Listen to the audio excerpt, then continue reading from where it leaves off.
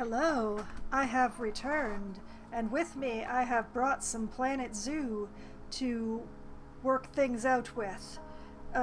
Varying definition of work things out may apply in this case, but you know, that's how it goes. When I left off last week, was it really just last week? It feels like longer ago. This was the situation that I was looking at.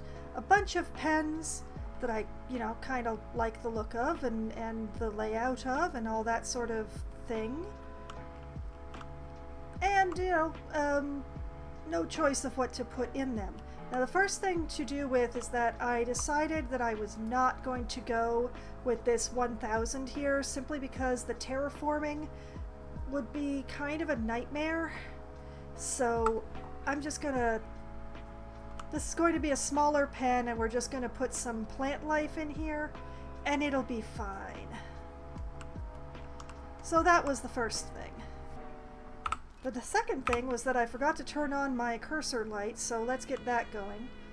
Now I did decide the animals that I wanted to put in these various pens. And I do have that listed. But what I really would like to do tonight is to work on the jaguar pen and hopefully get these paths in. But also, maybe get some plant life going in here around the hyenas because this is feeling really bare and a little bit ugly. But I think I'm going to start with the simplest thing, which is getting this line of dirt in underneath the train tracks. So 3 is too wide.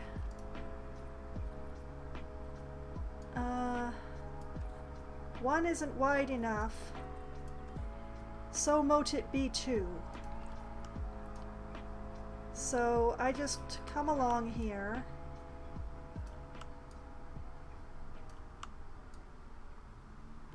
And run a line of dirt just right underneath the train tracks.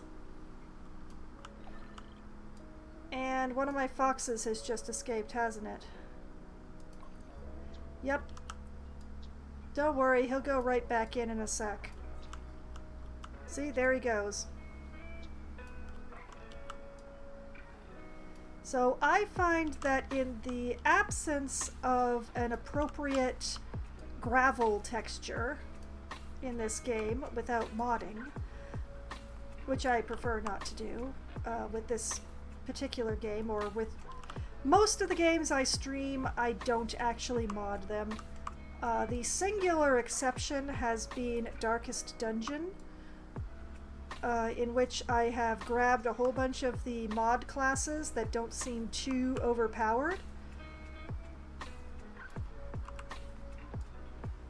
But everything else that I stream is pretty much the base. It's the base game, possibly with DLC, but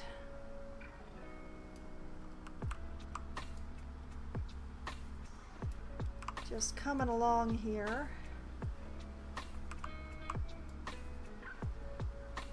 Because I really don't want to move these train tracks again. I have no intention of ever moving this particular section again, so I'm just going to mark that by putting in the dirt.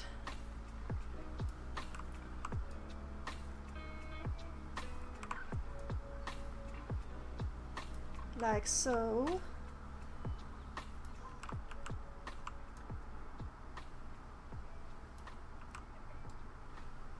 I probably don't have to be this close. I don't think I have any more...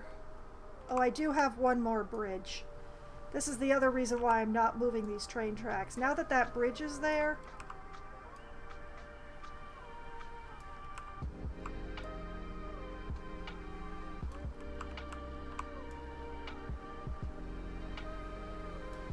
Now that multiple bridges are there... Oh, wait, let's, gotta let this train pass.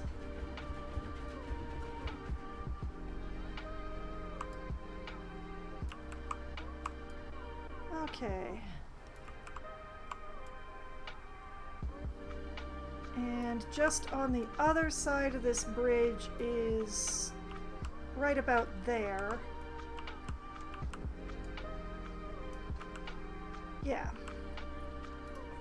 I've been using these towers to mark my edges, so to speak. So there's one here because this is about as far as this plan goes. I don't actually know where the train tracks go through here. And there is one over there somewhere, which is that end of the train. But things are going to change quite a bit because there's a whole lake to be put in over there, and 2 more train stations and all that sort of joy. So that is the most basic thing that I could do to make myself feel better. I also kind of feel like I should be putting in like a fence or something around this food court. But I think I need to figure all this stuff out first. And also, is the ground weirdly ripply here? Yeah, the ground is weirdly ripply here. I wonder if I can do anything about that. Let's see if I can give it a couple of taps.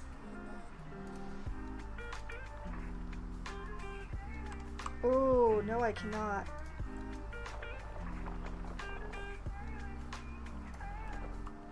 Well, I'm gonna have to do something about that, and I'm not sure what.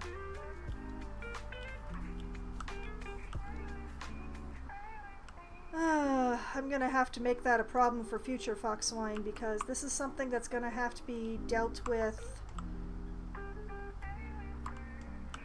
probably when I put the pathing in.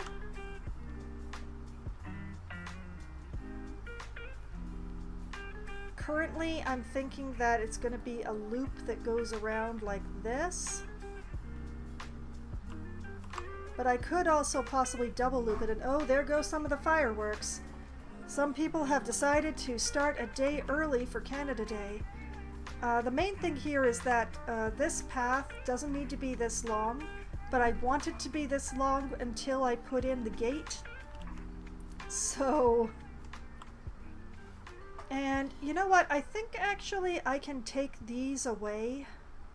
I don't think I need these anymore because I've basically got this kind of blocked out here. So I'm just gonna remove these,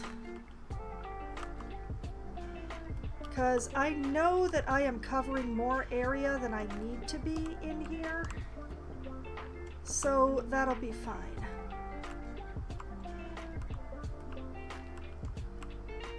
So what I need to do is get the angle that in here and work out this area.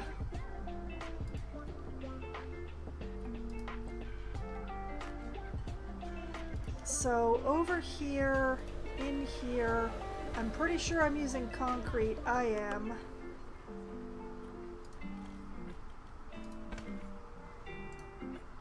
So the plan here is to use concrete for the interior and then line it on the outside with bamboo, so that visually outside it's nice.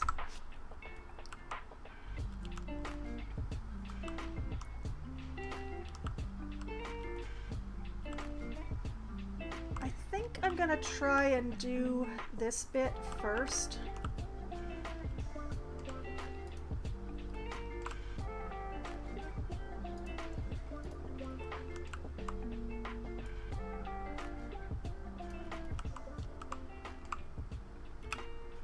Do I have angle snap on? No, I do not.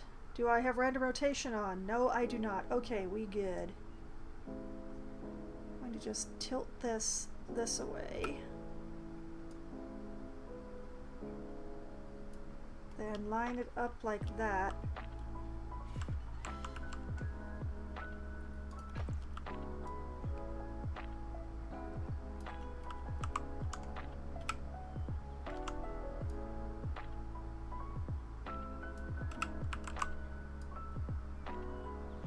just keep it up.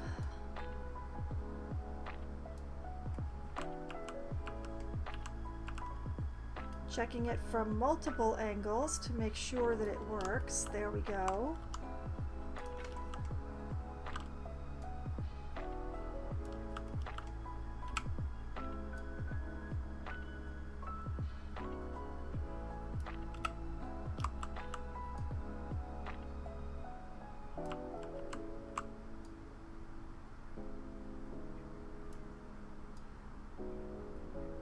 Jaguars will have a very nice pen if I ever manage to finish this.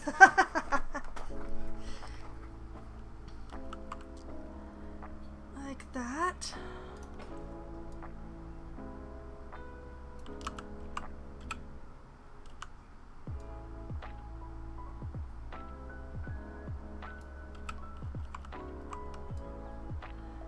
And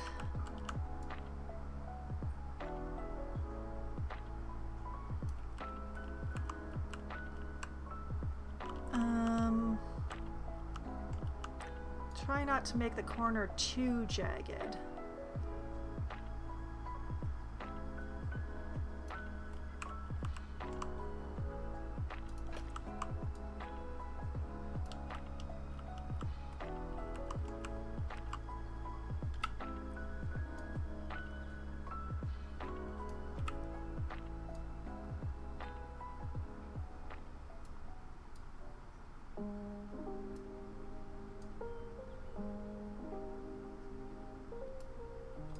Okay.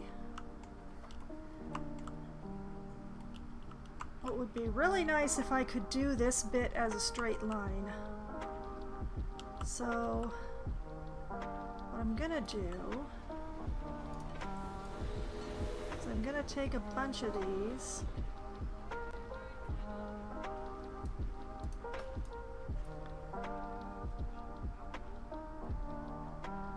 And just build them as a straight line that I know is going to be too long.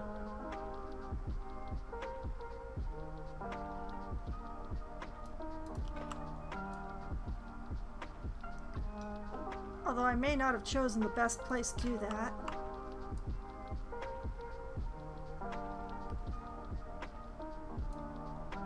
Oh, I am hecking up all the way along here. Oh, look at those visible gaps. Okay, let's just grab these.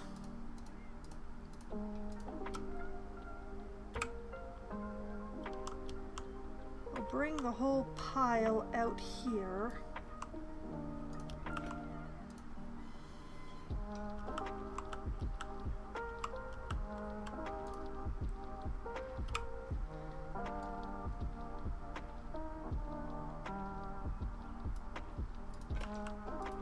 Force them to fill in their gaps.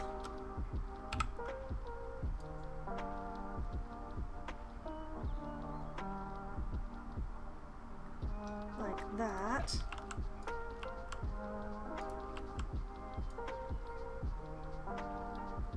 And then continue out this way because now there's space.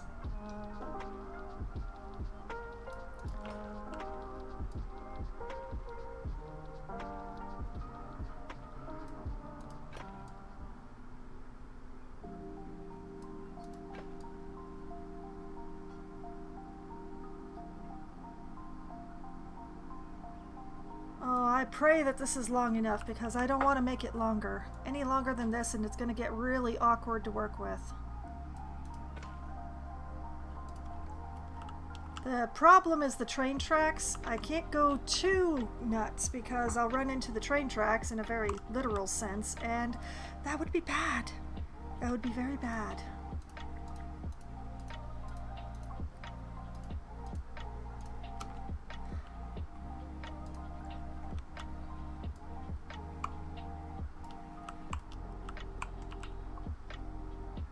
So,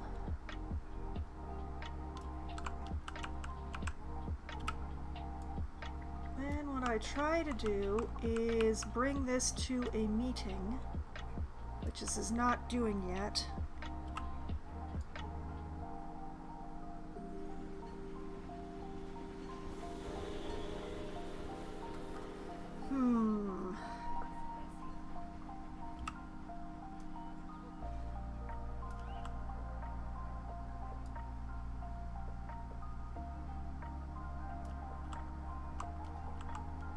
So close, and yet so far.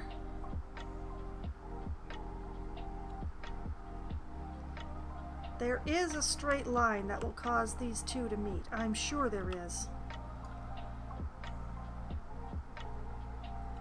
I just have to find it. There we go.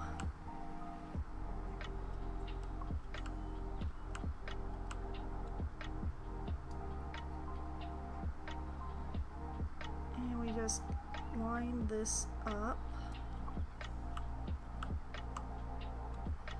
It doesn't matter that they're not all the way inside. They're inside enough that the jaguars can't get out, and so that's good enough. Okay, and then we take these and delete them, and this one gets squished in like this.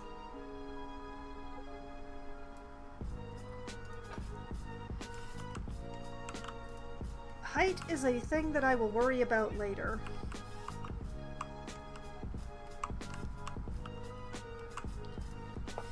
And then grab a bunch of these that look like they'll be way too much. That looks good.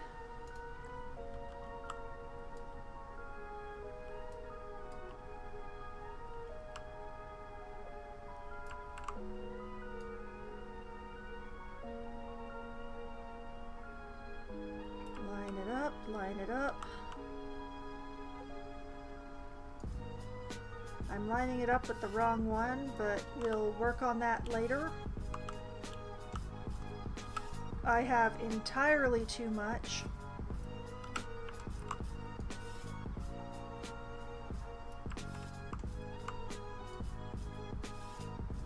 But I almost have the perfect angle here.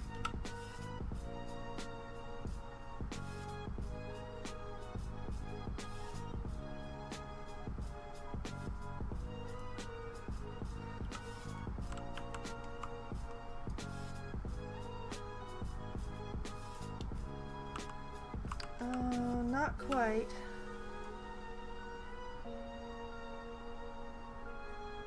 More like this.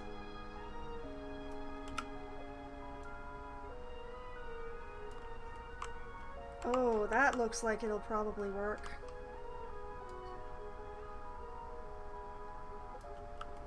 Like that.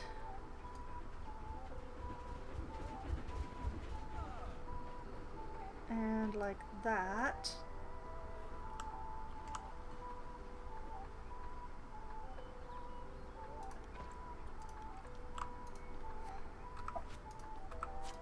Take out the extra stuff.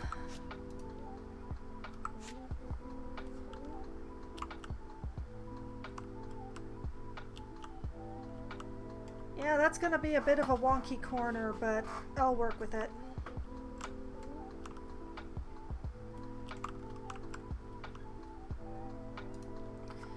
And then take these, duplicate them, and shove them into the earth.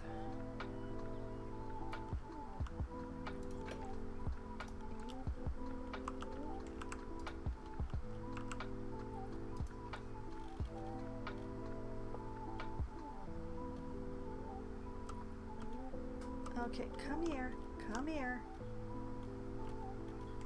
How dare you? Oh, right, I don't have the grid adjusted. Did I have this on a 2-meter grid or a 1 meter? Oh, a 2-meter grid. Okay.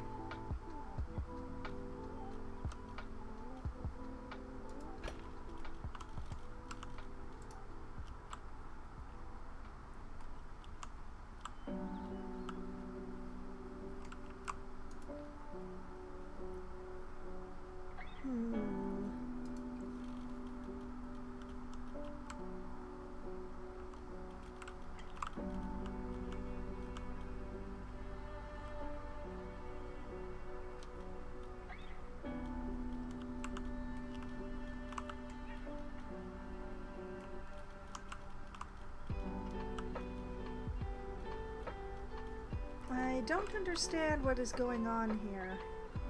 But I think the wall is actually already below, so we'll just ignore it, whatever's going on there.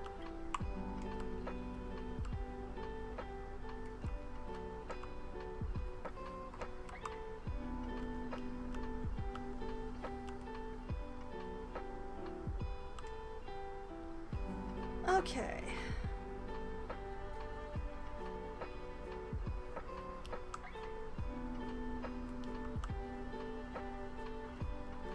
We are enclosed, but we are not the right height. And I don't know what's going on here.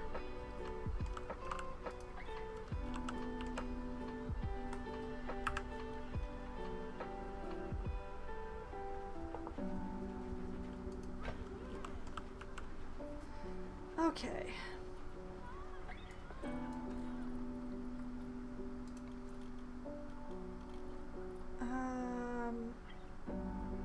Let's turn auto stacking on just to make this part a little easier.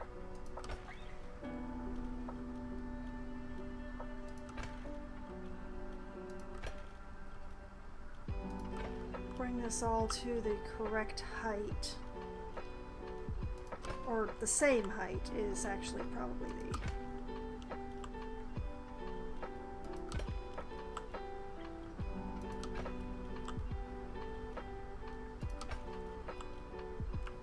I wonder, actually.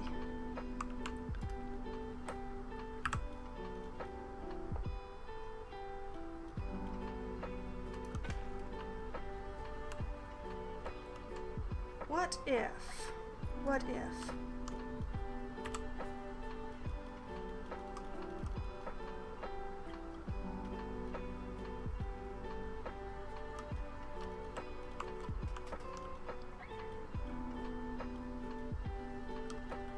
Come on.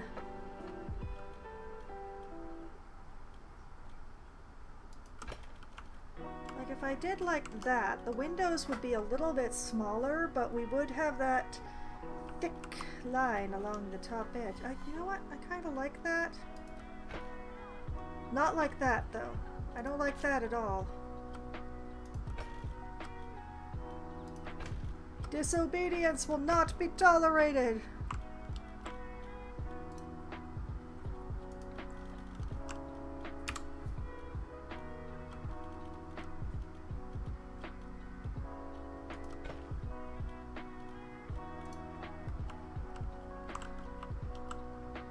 Just make everything the same height.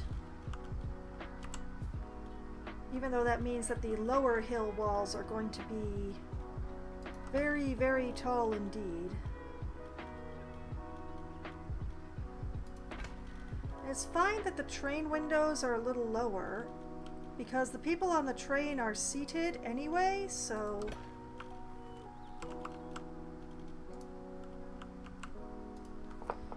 Okay, let's grab these and their counterparts. Scooch them up.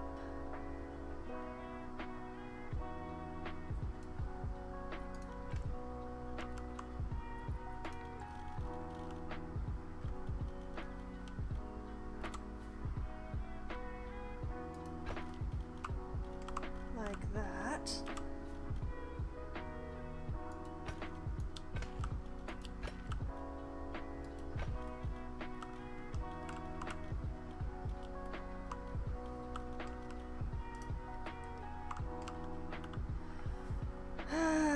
I am gonna need to fix this. Like, it can't be like this.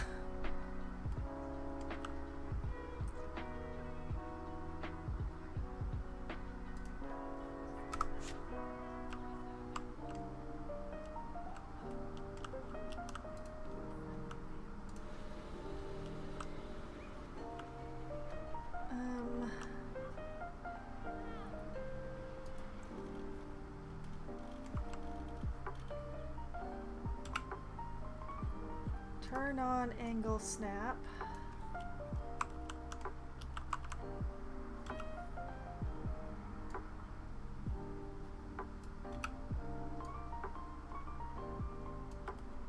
I know that this was a right degree angle. I know it was.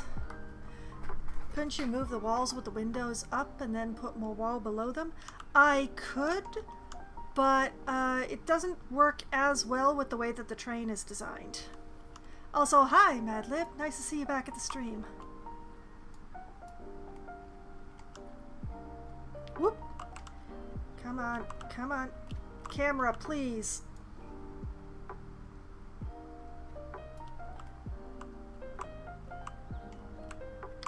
Okay, so I know that this was a...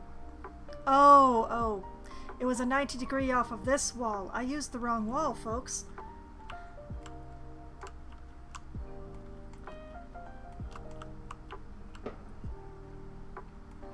But yeah, this way the people from the train still have a really nice view.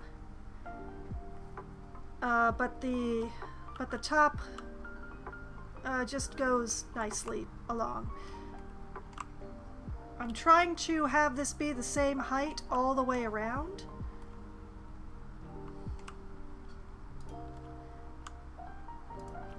Okay, duplicate. Why are you like this? Why are you like this? What are you trying to do to me? Why is it doing that?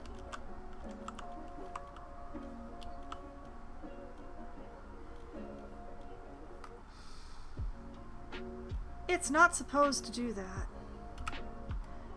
Can I fix it is the question. Ooh, no. Wait. Then again.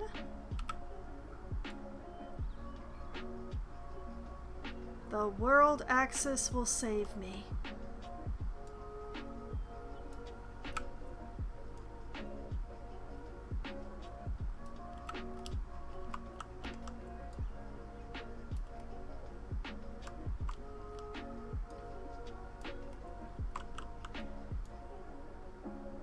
So yeah, a good part of this exercise is getting the top edge all lined up.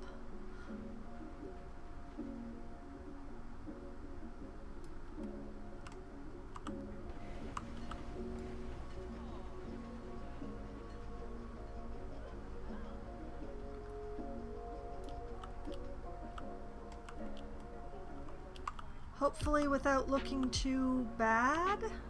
Question mark.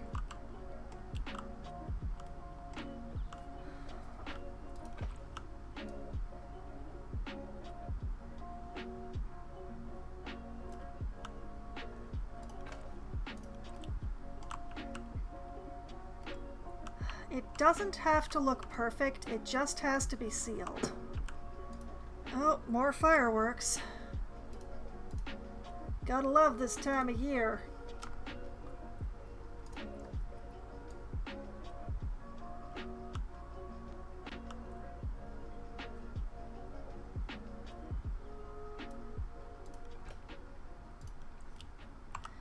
Okay, seal that hole.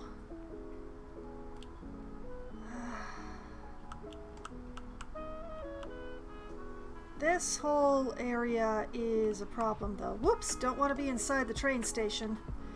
Like, this wall is not going to have windows in it. This wall is going to have windows in it. And I'm not sure where the windows should stop.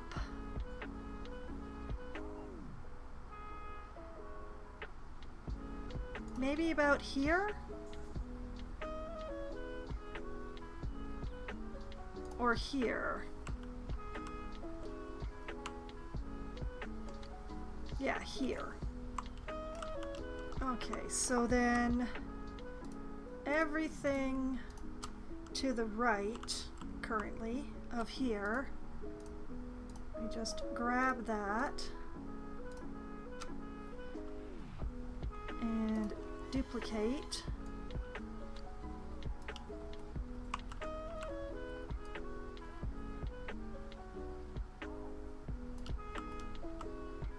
And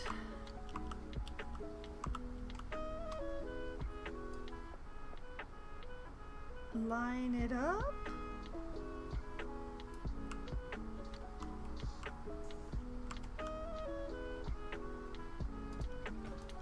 I don't understand why that corner is doing that.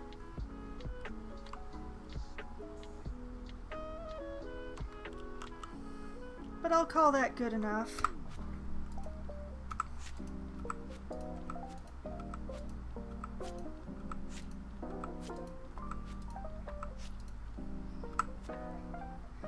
Okay.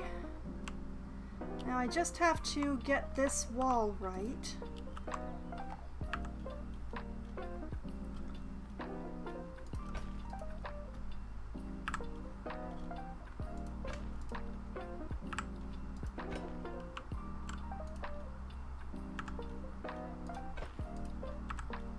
Whoops. Oh, I did not mean to do that. Let's try it again. Let's try and actually connect it to the wall instead of having it floating in the middle of nowhere.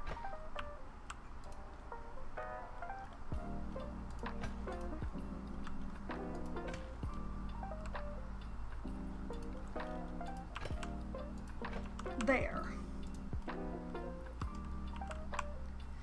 Okay. Now, the question is, do I do the cladding first, or do I set up the windows first?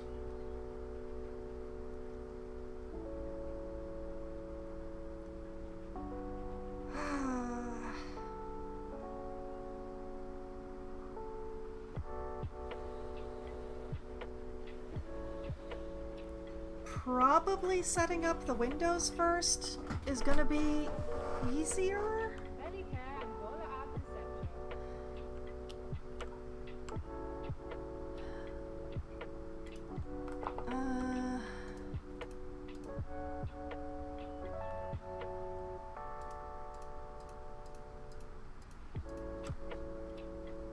Everything.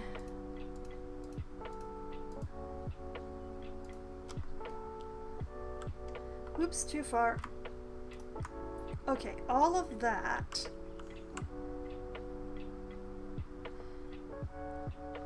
Actually, no, wait.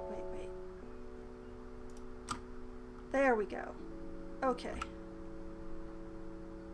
Be uplifted.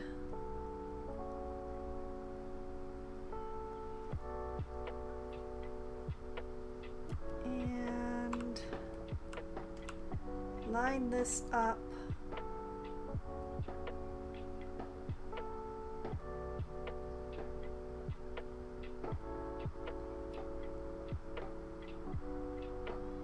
Okay, that's about as lined up as I'm gonna get.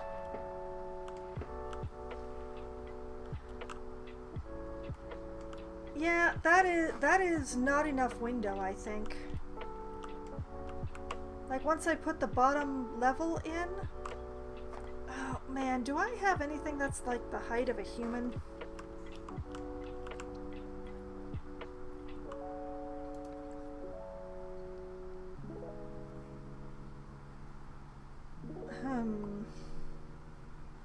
That's 2 meters.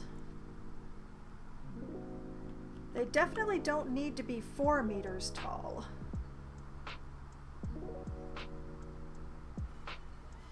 But I think they need to be taller than this, which is going to cause me quite the headache.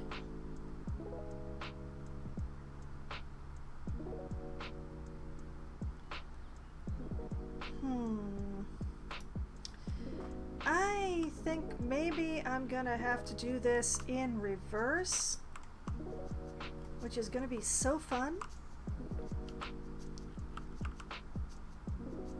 So instead of going up,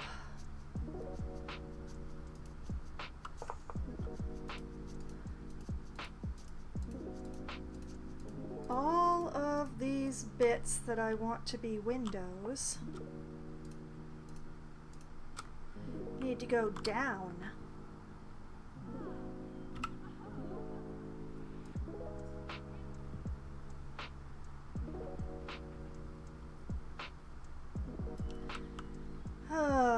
Man, I wish I had some humans along here. to be able to judge the scale. Like, I can't really use the train.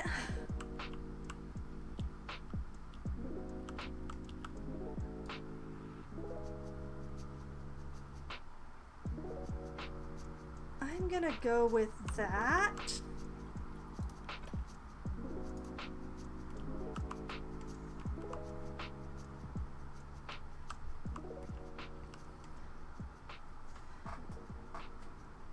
Yeah. This one I don't want, this like panel I don't actually want to be window. I'm going to be using that for other purposes, so I'm going to bring this one up here.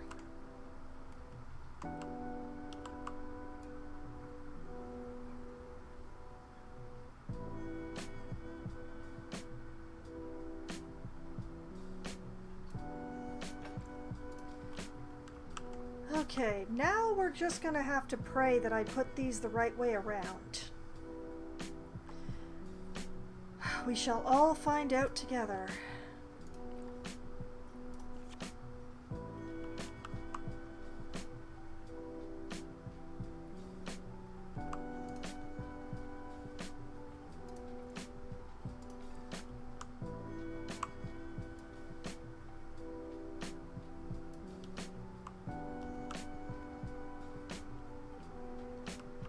Praise be, hallelujah.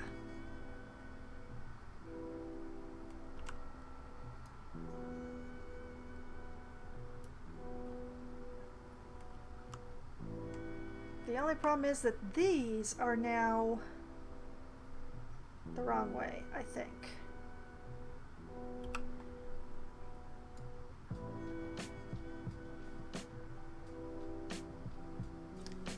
Yep. Okay, we have a problem.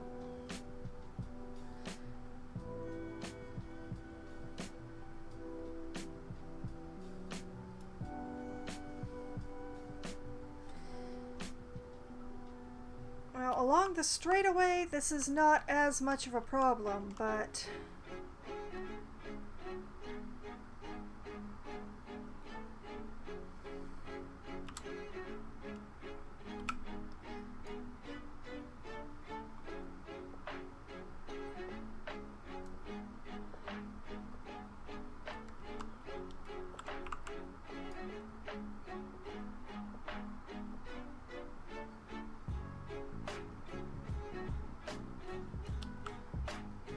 as soon as we start leaving the straightaway, we have a problem. I may have to eyeball this, and I hate that.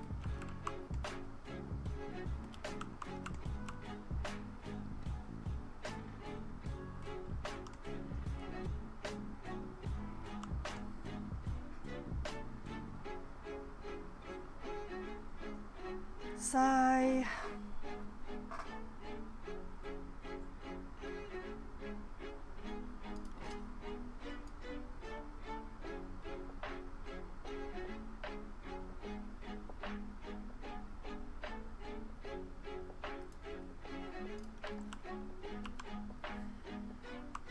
Okay.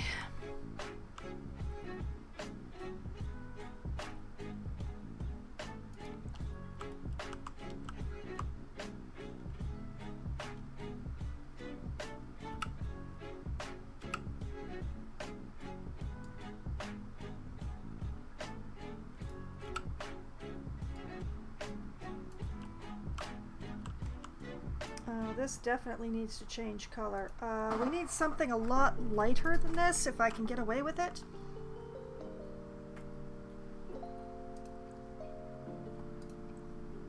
The problem is I can't change the smudges.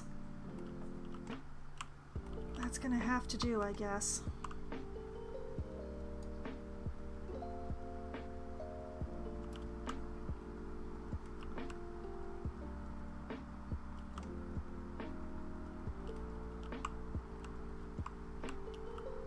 Is this sitting against the glass? Is it totally on the outside? I think it's on the totally on the outside.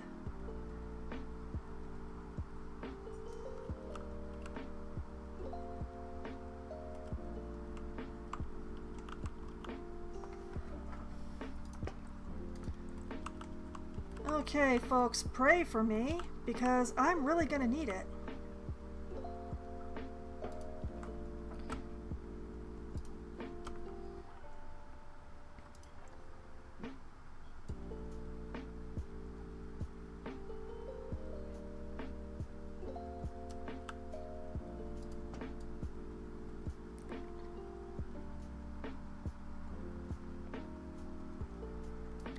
Now y'all know why I like to deal in straight lines.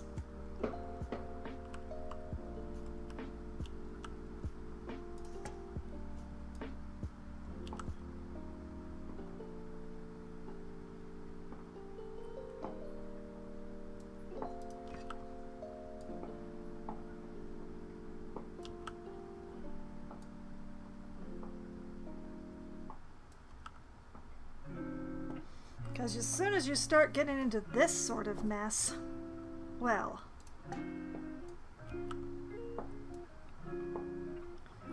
Alright, gotta turn off angle snap. Gotta hope I find the right angle here.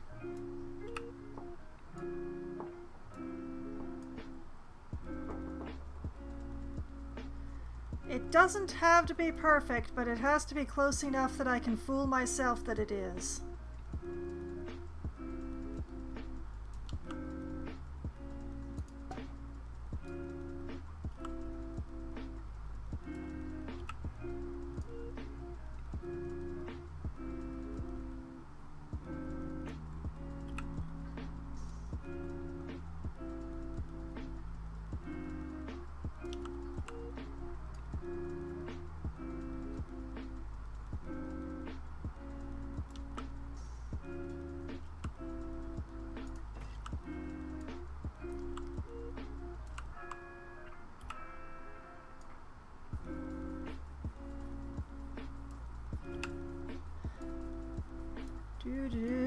Why do I like suffering so much?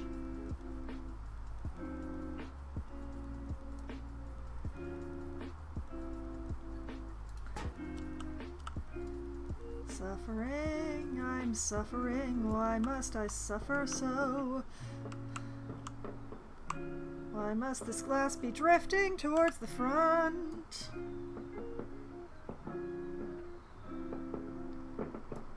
Who could have done this to me except me?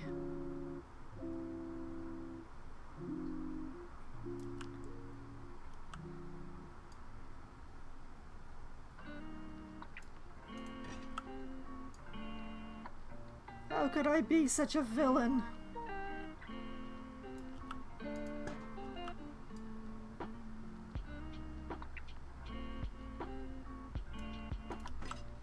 Ay, ay, ay, ay, ay.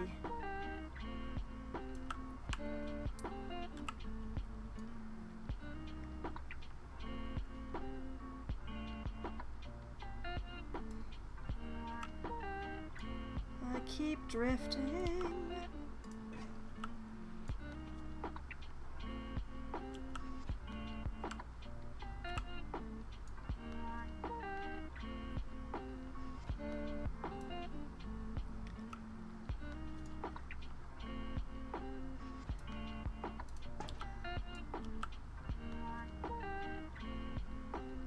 Doing this by eyeball is really rough.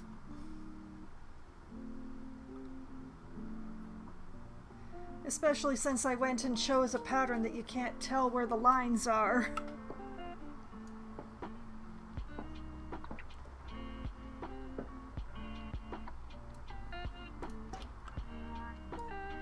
We have drifted so far from grace.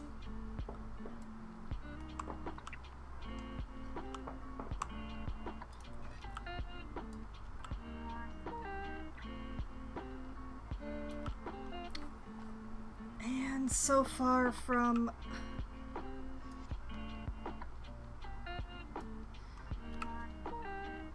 oh wait, there's an edge in sight.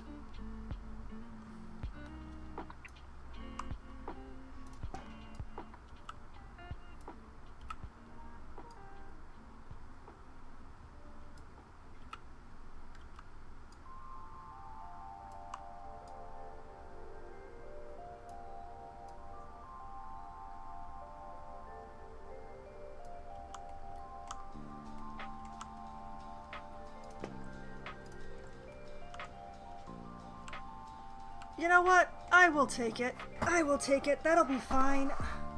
As long as it's sealed, we're all good. It does look a little odd on this side, but it's okay. It's sealed.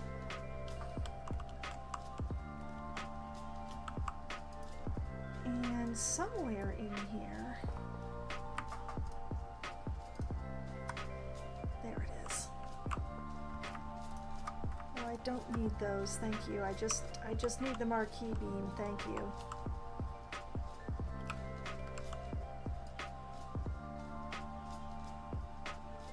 We'll just bring that out here like that.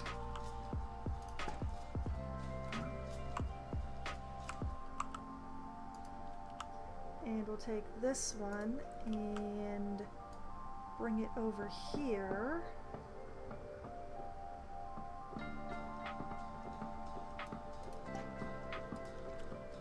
There! Now I just need to figure out the height of this bloody thing. Whoop! I keep backing up into the train station. Oh man, I wish I could get a person to walk over this way.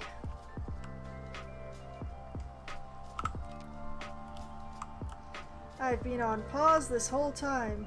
No wonder I couldn't hear the train.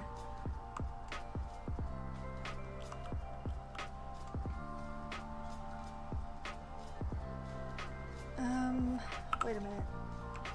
Somewhere around here, I have a wandering employee.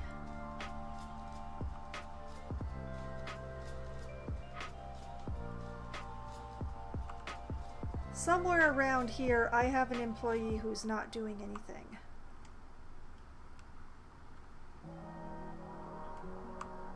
Nope, that's the keeper room.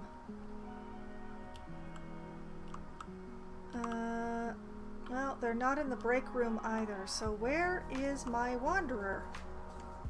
I always have one extra employee just sort of hanging around for when any of these guys go on break. I just gotta find them.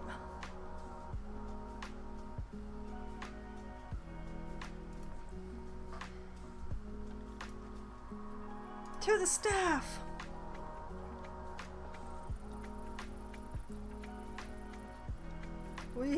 I have so many vendors. Okay, this is the west. Yes, vendor group northwest. Bernice, hello. I completely missed you somehow. I don't know how. Come with me, Bernice. I need you. You are the average height of an adult in this zoo.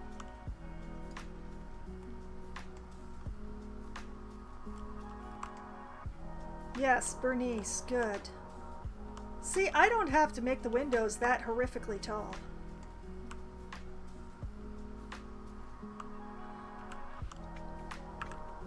Actually, Bernice, if you would stand here.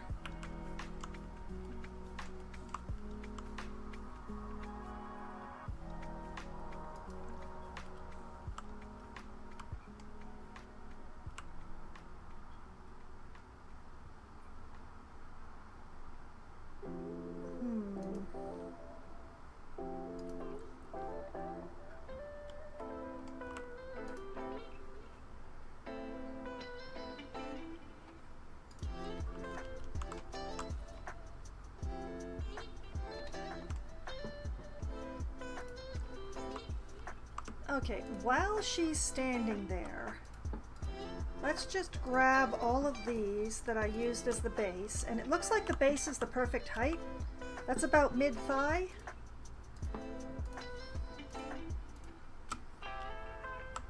I did not intend this zoo for children, so I don't care what height the children are.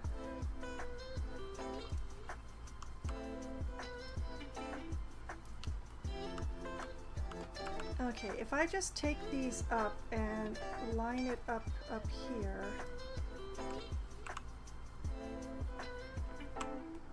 Oh, wait, that's good. Now that I actually have like a human being to check the height against. Oh yeah, yeah. We can work with that. That works real good.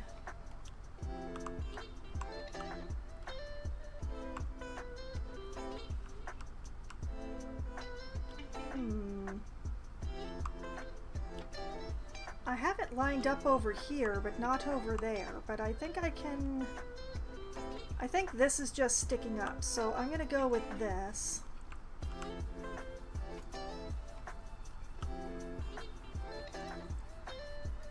And we're going to take Bernice here and reward the patients.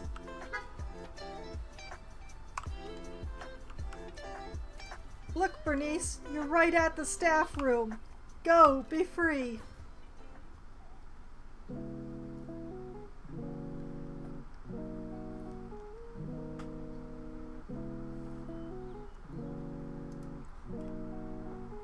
There.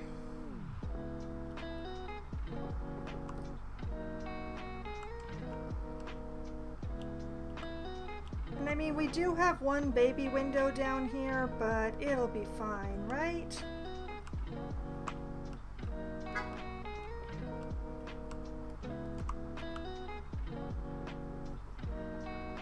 All right. Progress.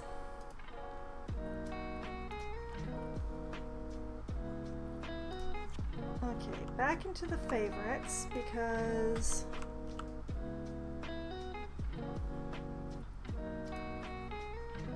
angle snap.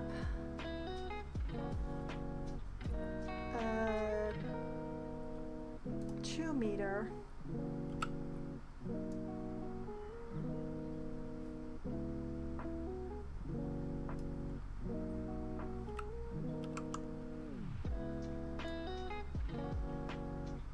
Bring this up just a bit like that. And also like this.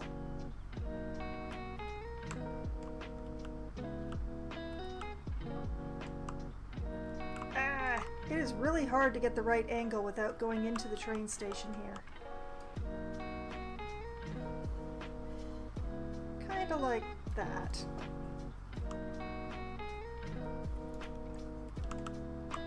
Lather, rinse, repeat, all windows.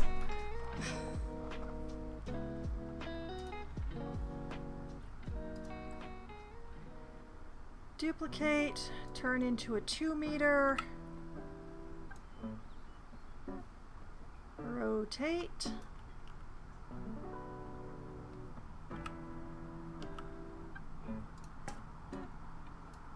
Be really lazy on that side. Eyeball it on this side. Good enough.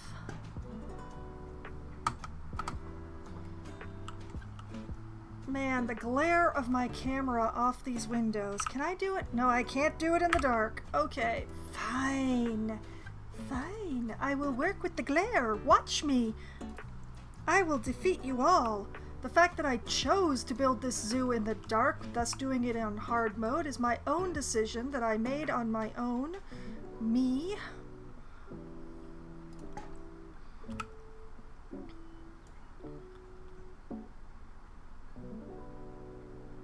And besides, I don't need to see the glass anymore. I need to look at the metal around the glass. The fact that there's a great big bright spot in the middle of the glass, I'm not going blind from it at all.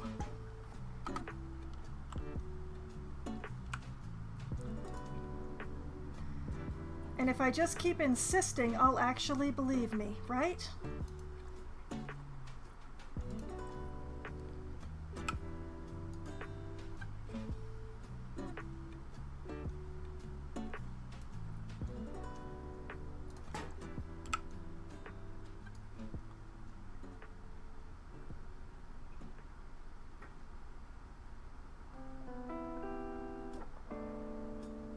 It's good of my employees to volunteer to help me measure these things, though.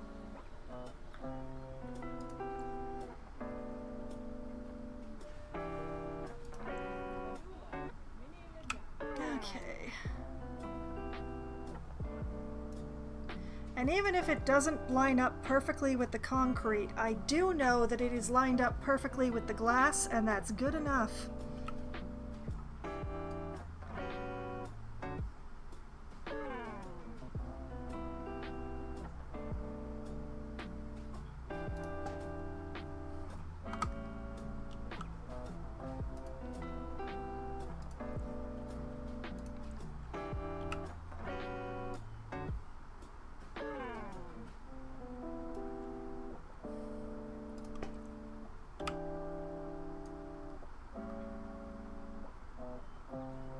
And yes, I could do a whole thing whereby I grab the marquee beams at the bottom and bring them to the top so that I don't have to eyeball each individual top one, but it's actually a little easier to work with it this way.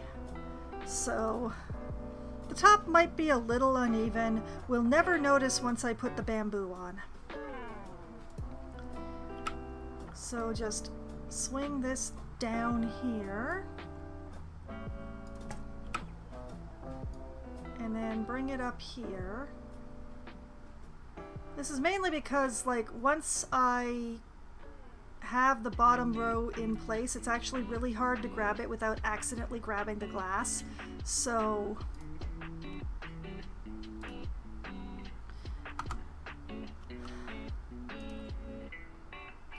it's a little easier to do it this way.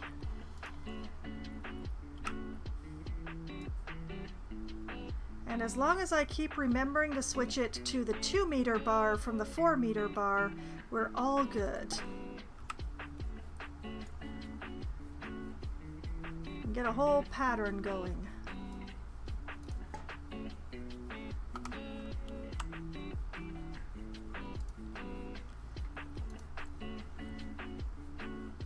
Okay, 2-meter. Bring that down. Bring this up.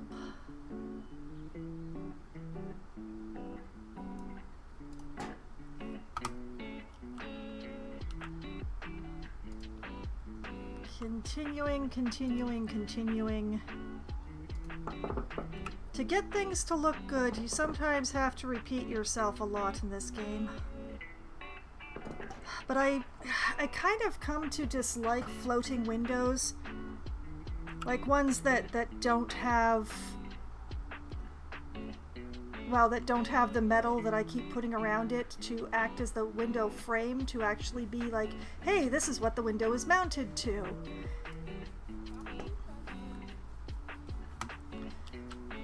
Like, I could have just the glass set in the concrete, but that just would never look right to me anymore.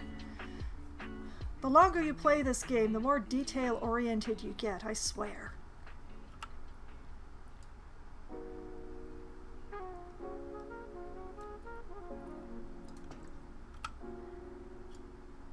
And get in there.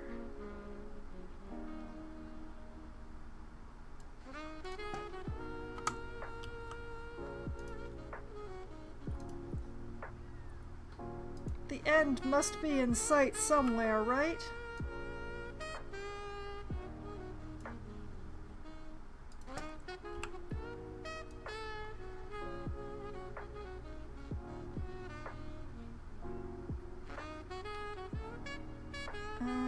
Sure, like that. I can see the wall getting closer. My hope is rising.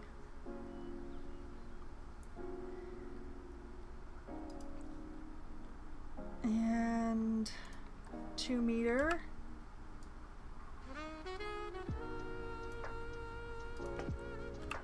And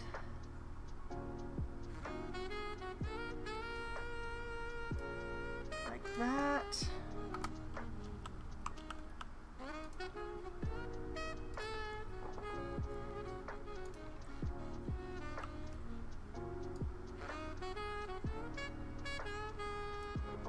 That.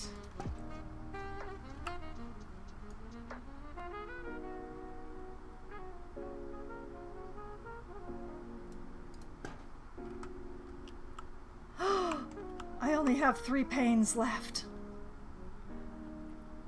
I can see how many panes I have left.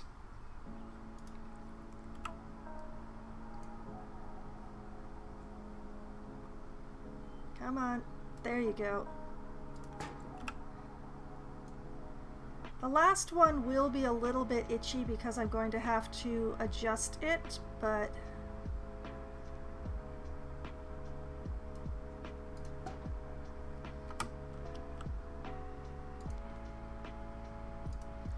it'll be fine.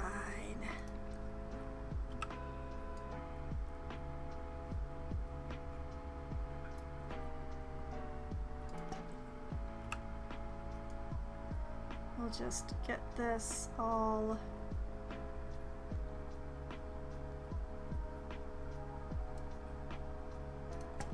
I get the feeling that my metal has probably drifted down over the course of doing this wall.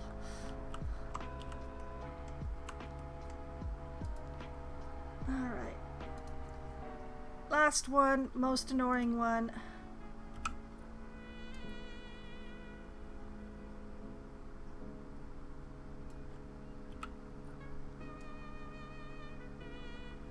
Okay, bring that like that.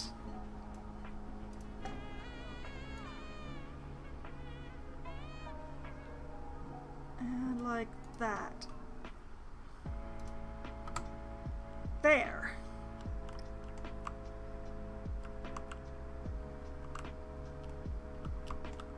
The interior shell is done. Yee!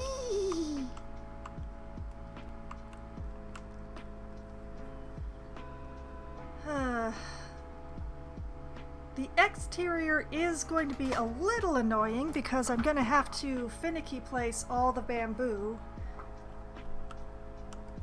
I think maybe I can get away with not having to finicky place all the bamboo, maybe just some of it.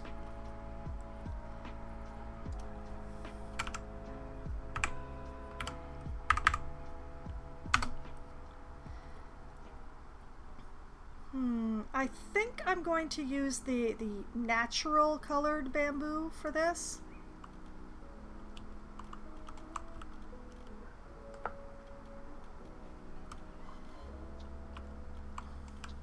Wait. Oh, I may be able to get away with cladding some of this automatically. Oh, thank goodness. Not all of it, but some of it. Yay! Labor saving!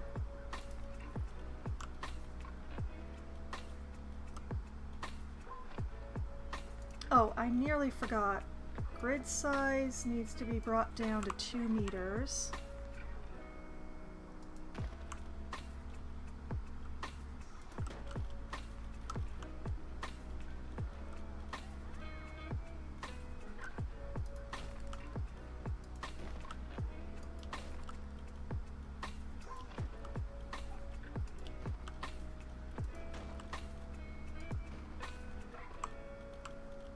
Oh yeah, perfect.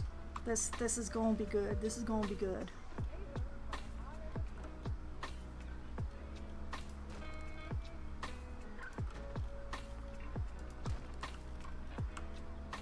You know, except where it refuses to line up. Why you like that? Why is it a visible line? Why is my mouse going out instead of in? Why? Oh, I see what happened, and I still don't know why.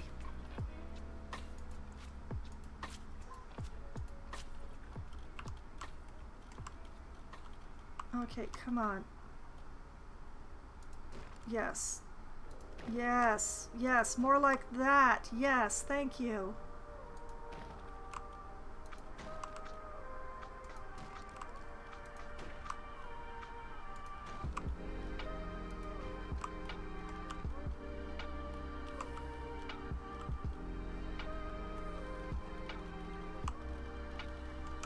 Well, thank goodness for small mercies.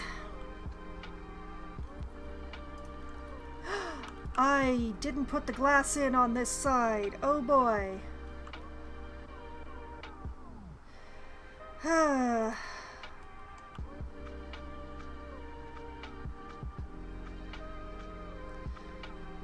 One moment, I gotta put the glass in or else I'm not going to be happy with me anymore.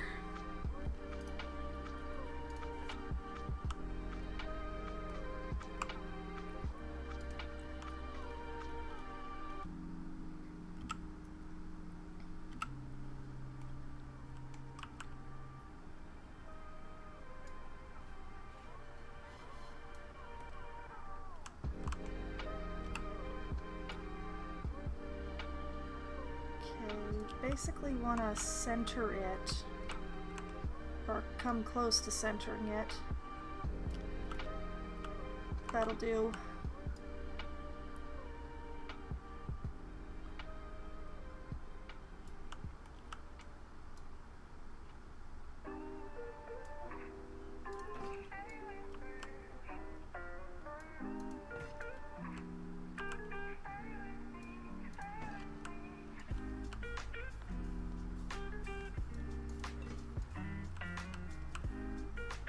Like this, like that.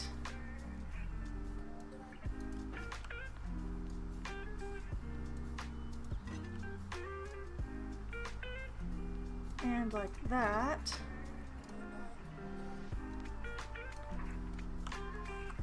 Okay. Then please still be the right color. Is that the right color? I don't think that's the right color. I don't think that's the right color at all.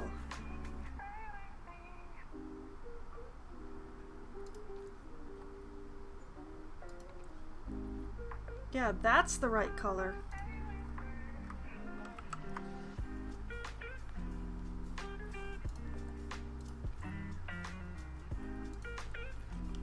Come with me.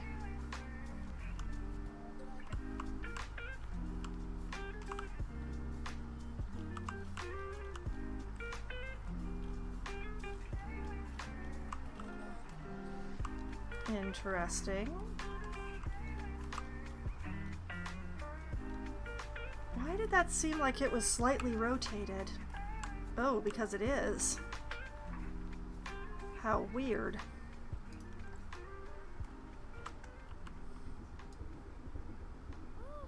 I have no idea why it keeps doing that.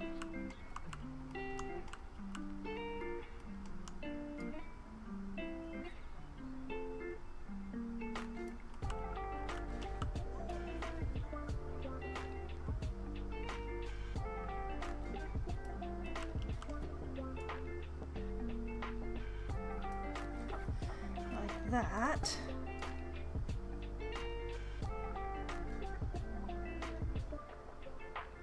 And like that.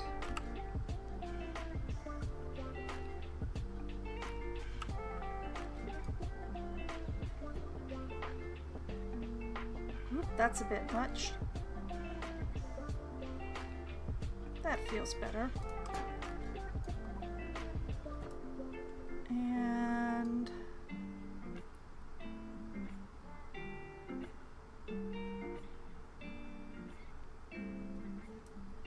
like that. And for the really annoying part,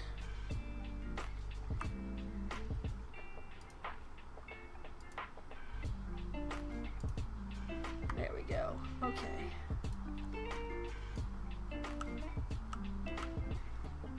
Slide this into place. Center it as best I can.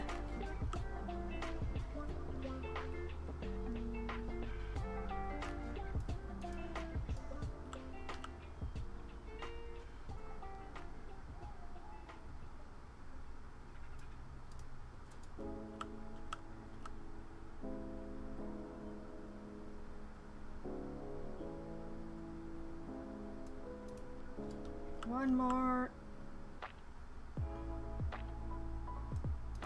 One more.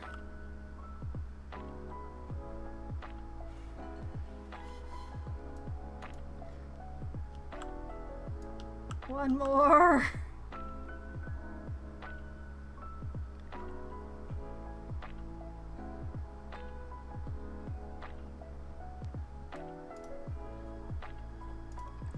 Okay, and then take these two and shove them thoroughly into the wall. Call it good. Yes, okay.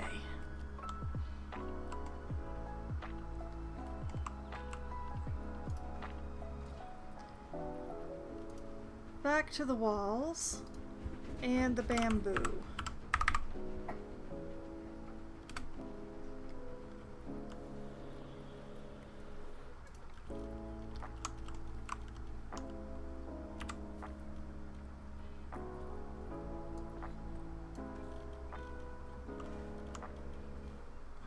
Come on.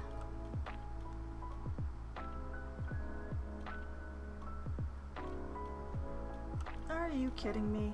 Okay, let's take away the grid height since it chooses to argue with me. Why? Oh right, okay. It'll fix itself. Is this inside or floating outside like the other? Because I would rather have it, yeah, I want it floating outside like that. Yes. Nope. Out. Get where you're told. Like that.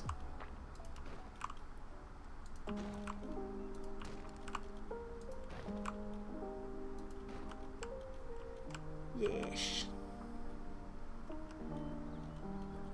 And then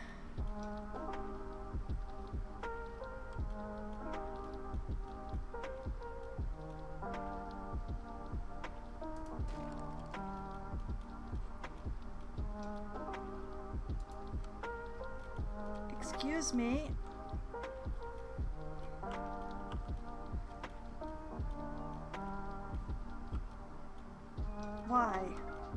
Why are you like this?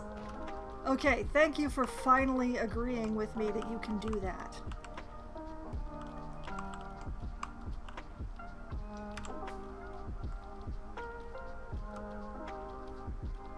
Excuse me?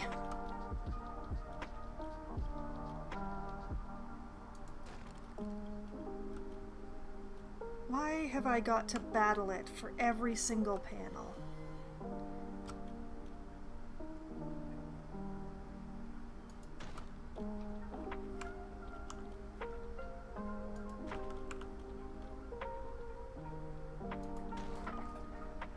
Okay.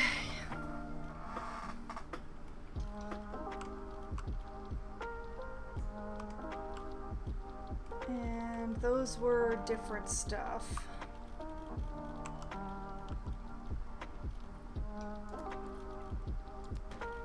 And then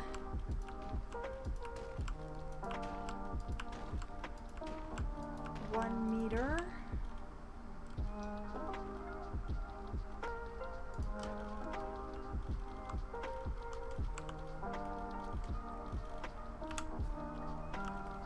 Where the heck did it... Excuse me? Hello? What am I doing?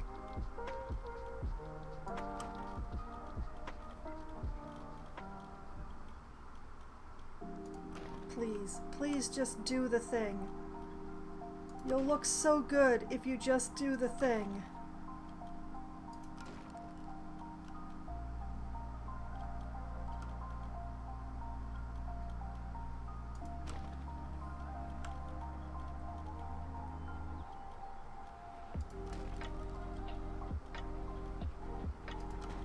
Like that, yes, thank you.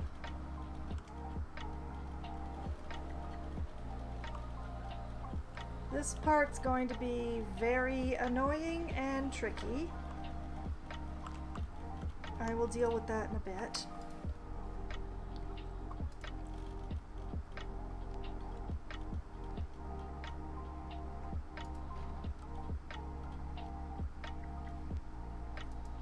Oh, for the briefest of moments.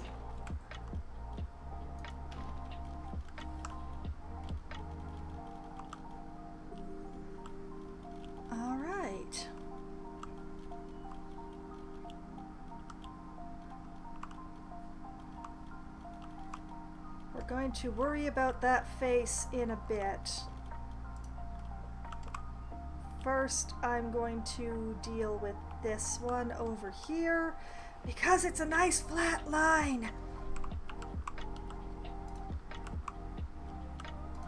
So I'm going to take this.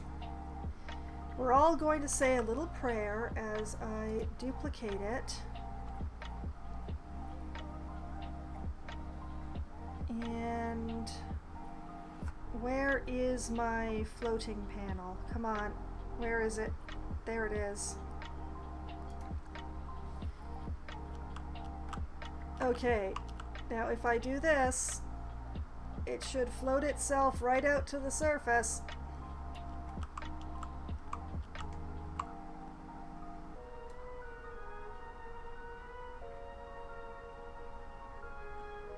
Just like that.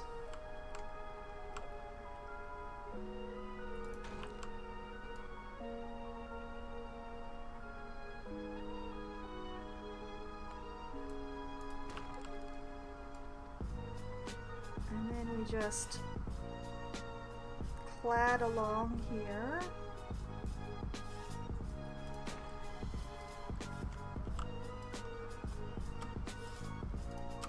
And then duplicate those.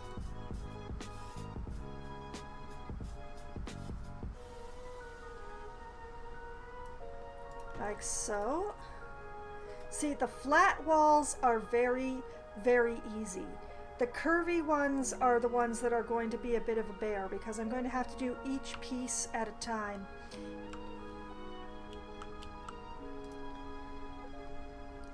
But the flat walls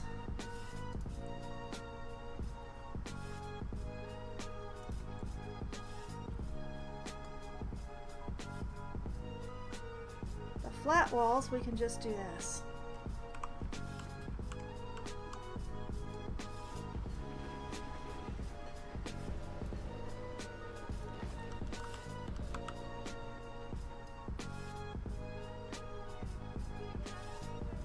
And for the areas I can't easily clad, I'm going to be putting in a bamboo pole, like in this corner.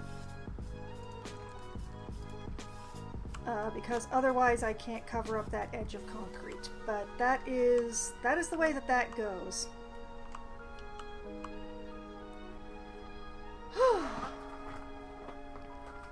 So yeah, that's what's gonna be happening to this thing for the rest of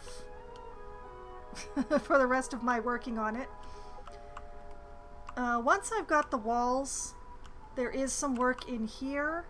There is a pool to put in, like right here. That's going to be fun. And of course there's going to be some climbing equipment that goes in here, but I'm going to wait until a bit later to build that. Mostly because I don't want to be building this thing the entire time. Spending the whole stream just building this jaguar pen.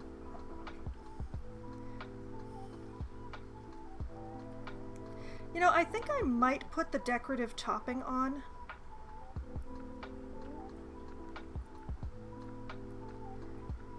It's a pity I don't have any of it in the grid rather than the float, but you know, beggars can't be choosers and all. Oh my goodness. I saw that before Streamlabs did. Reki, hello. I did not know you were streaming this late at night. Hello, Reki, and welcome to your raiders as well.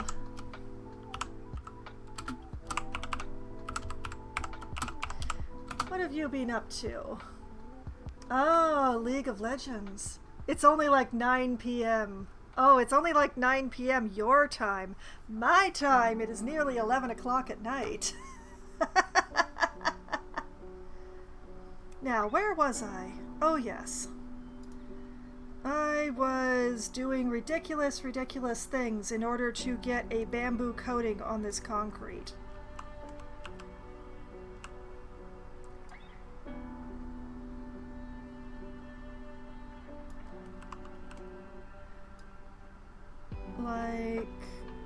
that, I guess. Tarhoof, I heard that Reki and Foxwine own VR chat. Well, we own the game as a game, certainly, but I'm definitely not one of the devs of that game.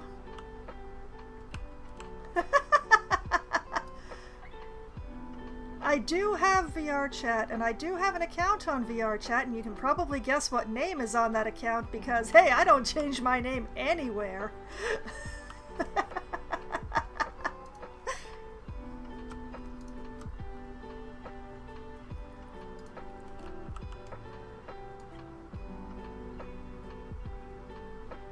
But yes, VR chat is why Reki and I have met each other. And why are you like this? I only moved you in one direction. Oh, I'm gonna have to do this the hard way, I see. Okay, fine. One freaking panel at a time it is.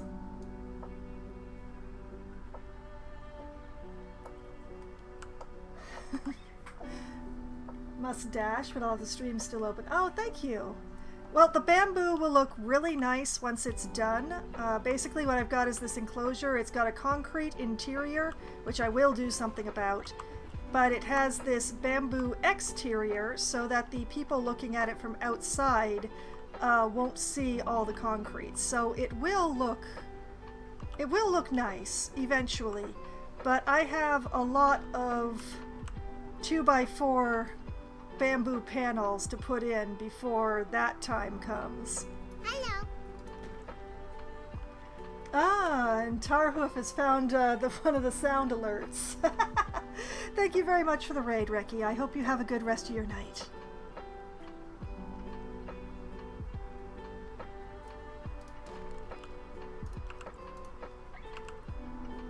So, ever so slowly, one panel at a time.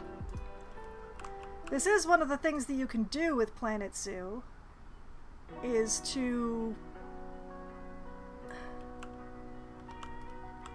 duplicate and then change the thing that you're duplicating so that you have a different thing that is the exact same orientation, which does make this a little bit easier, but no less time consuming, unfortunately.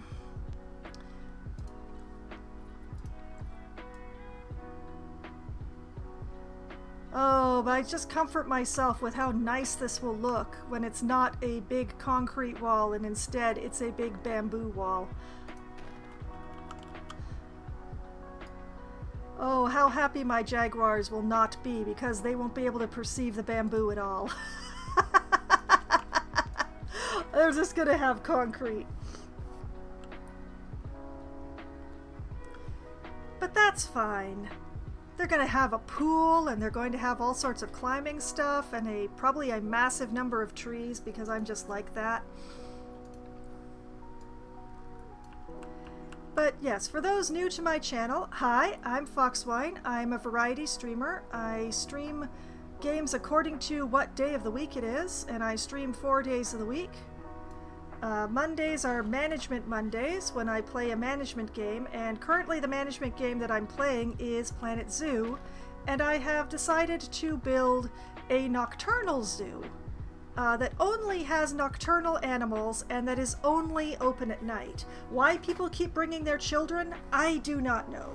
I do not claim to understand why that is, but that is what I decided to do, so that is how I have been continuing. So I have been gradually working on this zoo, building it outwards and outwards as I go, and I've just been working on this little corner here, most recently, where I intend to put my jaguars and, as you can tell from the outlines, a few other animals. But until I finish the jaguar pen, I can't actually figure out the other animal pens. Well, I could do this one and this one, but I can't do these because there's a path that needs to be worked out, and that's a bit of a pain.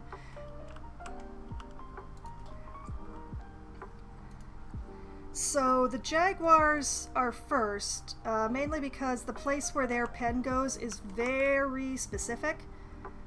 Because the jaguars require water, I need to have them near a water cleaner, which just happens to be over here. You can actually see it right here. This water cleaner was originally installed in order to keep my moat clean. But it's got enough of a radius that if I put the jaguar's pool in this area of their pen, it will also keep their pool clean. And that is a very important thing to do, is keep the pool clean for your animals.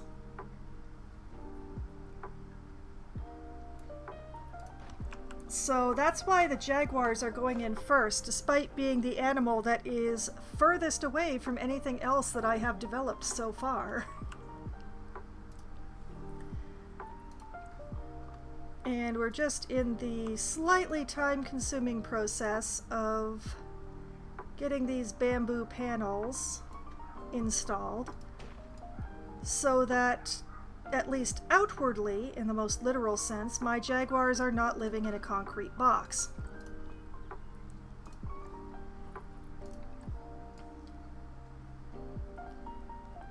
But yeah, Planet Zoo is one of my favorite games.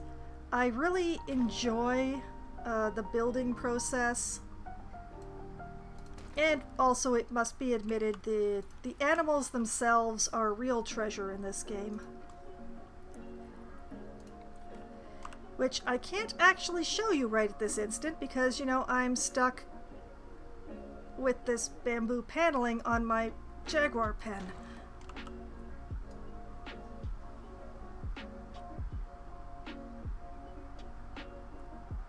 If I could do this more than one chunk at a time, it would be a lot easier, but no.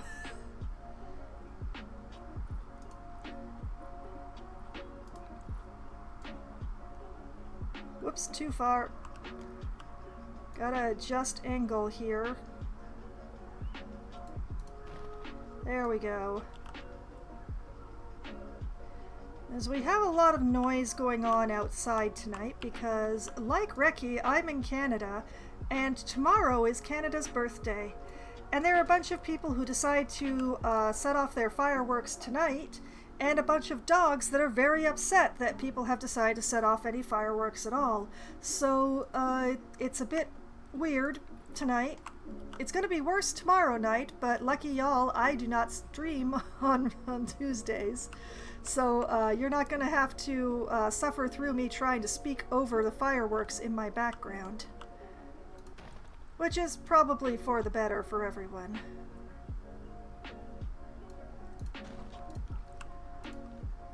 Okay, I've almost made it to the hard section.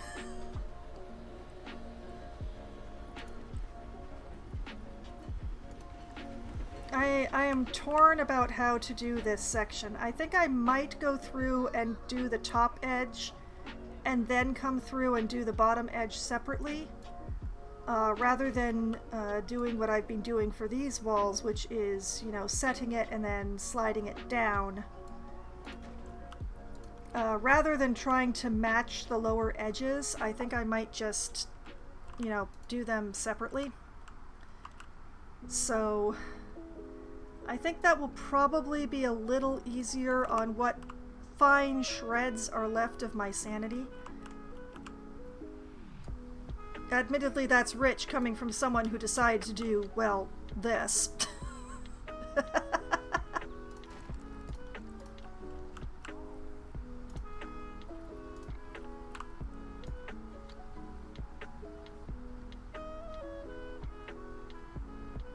Try to get these lined up.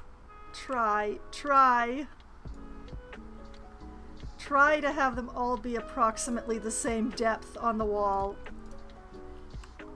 Sure, I can totally do this. I can totally eyeball this whole thing, yeah.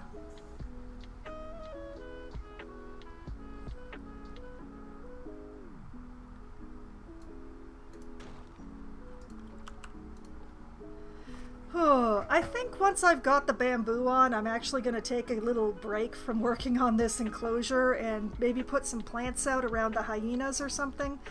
Because, yeah, I've been working on this the whole time I've been playing Planet Zoo tonight. Because it's the last Monday of the month, I have played 2 games tonight. I started the night with Wildermyth, but when I ran out of plot in that one, and possibly out of game, I'll work on figuring that out later, I switched over to Planet Zoo, which I would have done anyway, but not quite as soon as I did. But considering how long I'm having to work on this jaguar pen, maybe that's for the better?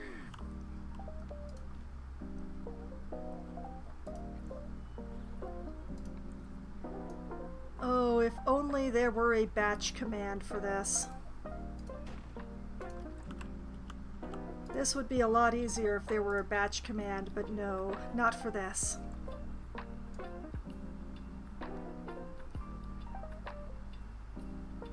Let's see here. Whoop. Oh, it. Okay, that's fine. That's fine. You can do that. That's fine.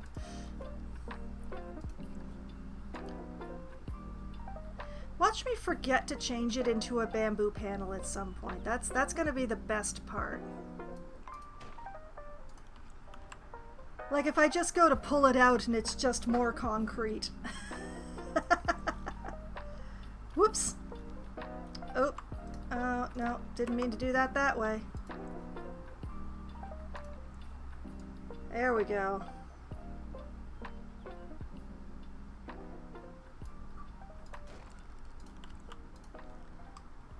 Onwards and onwards and onwards.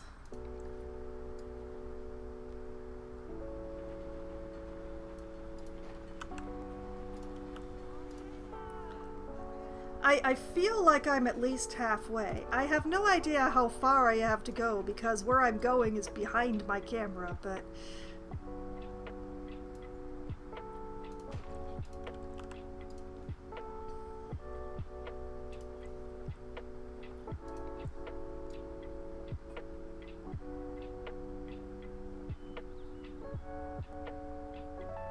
Okay, I'm gonna have to rotate the camera again to be able to see my depths. There we go. Makes it even harder to see how much I have left to go.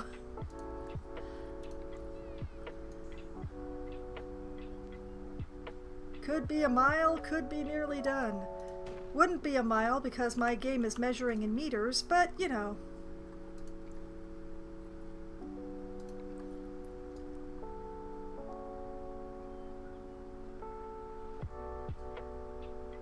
Okay.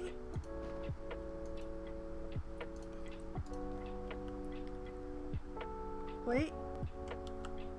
Oh, I can see the end in sight because this one is just a little bit different than the others. I accidentally juggled it a little too high.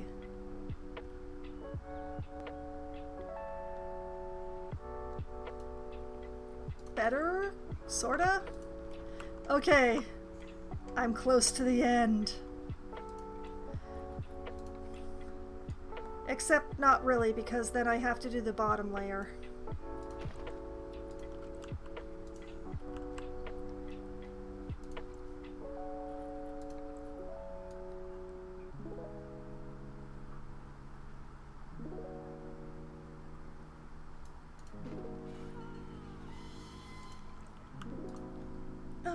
Okay. I've nearly got the top layer.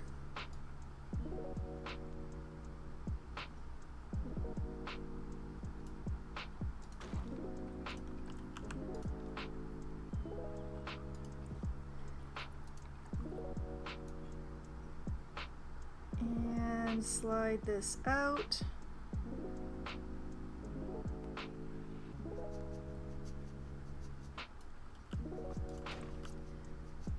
The ugly, ugly corners will be covered up. There's some lovely bamboo poles in here.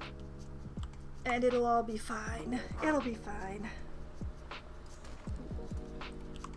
Okay. I've nearly got it. Okay, almost all of the bamboo is on, not counting the poles that go in the corners. I just need to do this bottom row.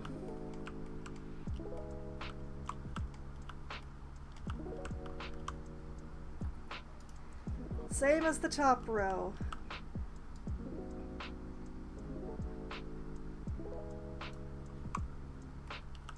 Mystic, hello! Welcome back to the stream. And that reminds me, Mystics, you have a subscription, which means that if you wish, you can rename any zoo staff member or animal for free. You don't have to spend channel points for it or nothing.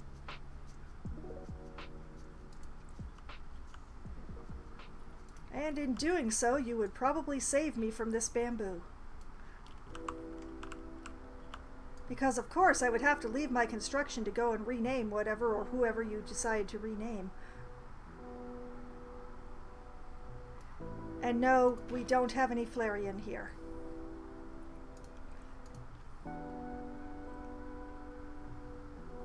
That's right, subs to my channel get to use the rename thing for free, once per subbing.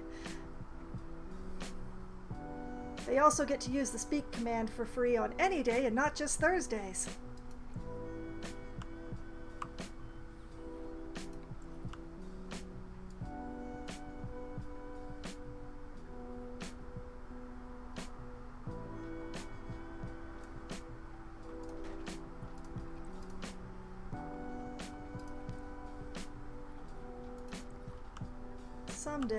Someday I will finish this.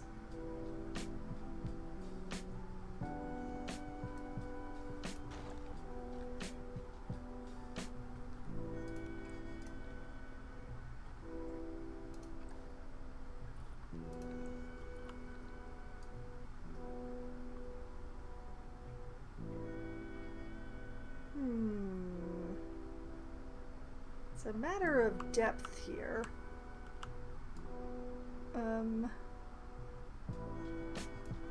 That'll do. I think I'm gonna have to put bamboo across the bottom and top of the windows as well, because I have to admit that this does look a little... It's right, but it's also wrong. I'm gonna have to think about that. But yeah, once I get this layer of bamboo on here, we're going to go and work on some of the decor around the hyenas. Just because I don't want to be looking at this. I want to walk away and come back fresher later.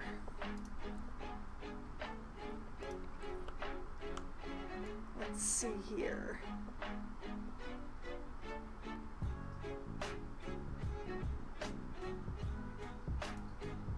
This bottom row is actually more difficult to do than the top row.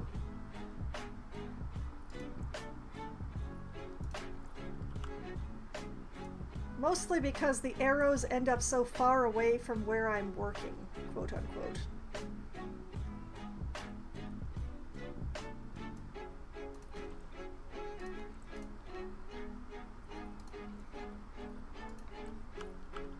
But yes, we have many animals already installed in the zoo. We do not have the full complement yet, but we have a bear that hasn't been renamed.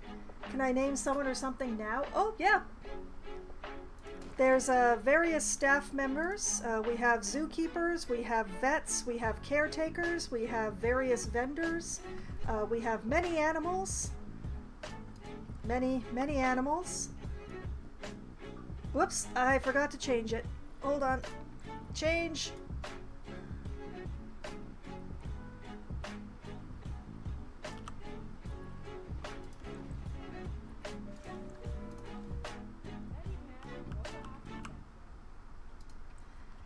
Let's see. We have a female bear who hasn't been renamed. We have a few bats that have been missed. Those are the ones that have been renamed amongst the bats have been renamed for the DC bat family. So anything that's already been renamed cannot be renamed again, sorry. One of the red pandas has been renamed, but the other one has not. Let's see, we have tapirs. We have a large number of Arctic foxes. We have an insane number of red foxes.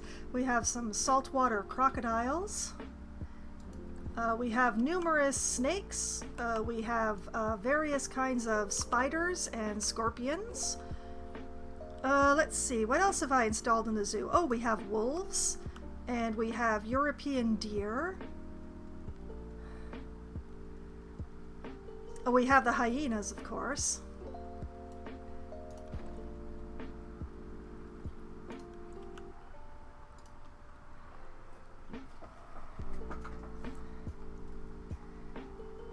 And, oh, what, the wolverines have all been renamed. Can I name an Arctic fox? Absolutely! None of the Arctic foxes have been renamed yet, so they're all, you know, ready. Oh yes, we also have African crested porcupines. Only one of them has been renamed.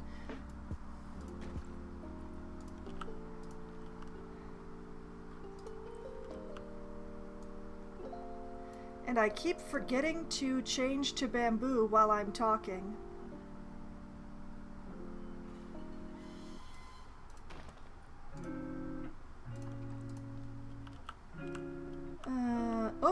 Oh, I'm nearly done. Oh. And okay, if you would like to rename an Arctic fox, what would you like to rename it to? And do you care what gender of fox you are renaming?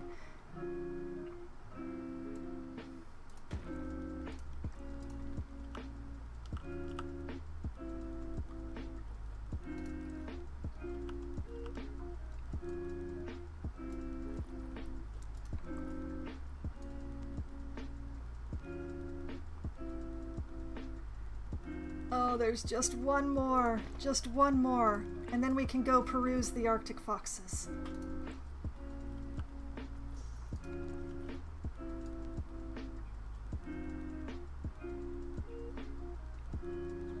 Come on. Good enough. Haha! I win! The bamboo cladding is done. Well, not quite done. There are still some corners that need to be addressed, especially that one.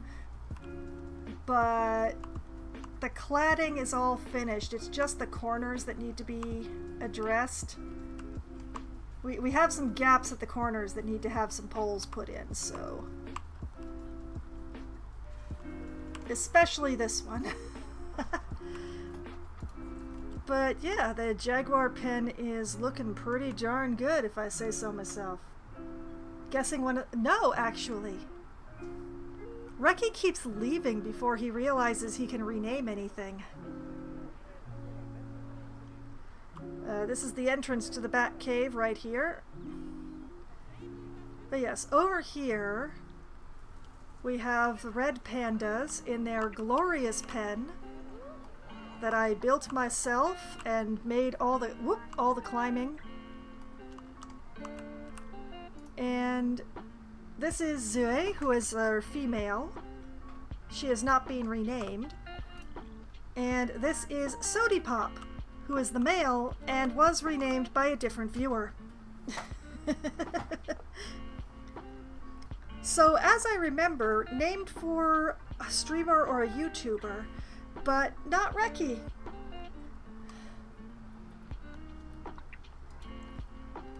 But yes, Zooey and Sodipop are very happy in their lovely, lovely pen. Which I'm very proud of. I built all this climbing stuff myself.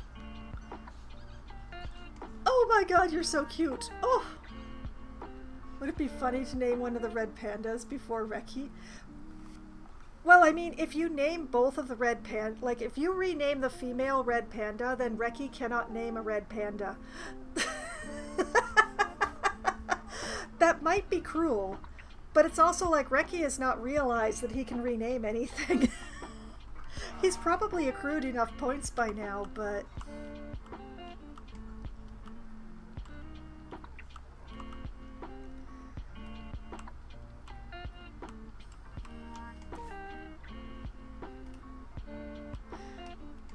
But yes, that's the rules. Once someone or some animal has been renamed, they cannot be renamed. So Sodipop is Sodipop forever. Let's stick with an Arctic fox. Okay. We will go past my glorious red fox statue and over the snake garden, another place of which I am extremely proud. I worked very hard on that. And over here we have the Arctic fox pen with our beautiful Arctic foxes.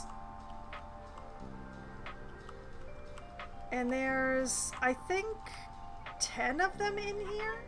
I forget. How many did I put in here? I put in as many as I could. 8! There are 8 Arctic foxes in here. So we have 3 females and 5 males, none of which have been renamed, so you have your freedom. What name would you like? And do you care what gender?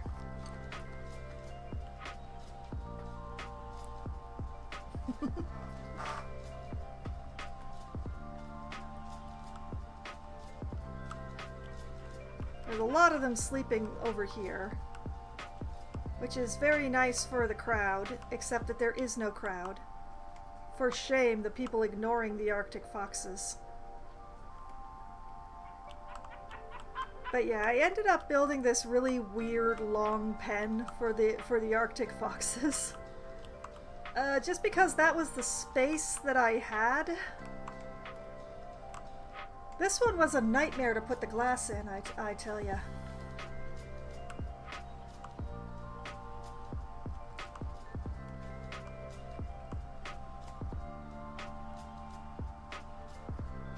Yeah, the Arctic foxes used to be quite popular, but unfortunately other animals have attracted people's attention and not so many people come to see them anymore. Let's name one of them Flare. Well, I mean, I feel like I should probably name a male, but possibly not one of the...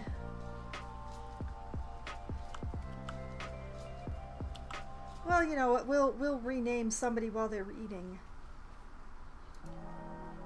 Siku here is hungry but is going to get food, right? You are going to get food, right?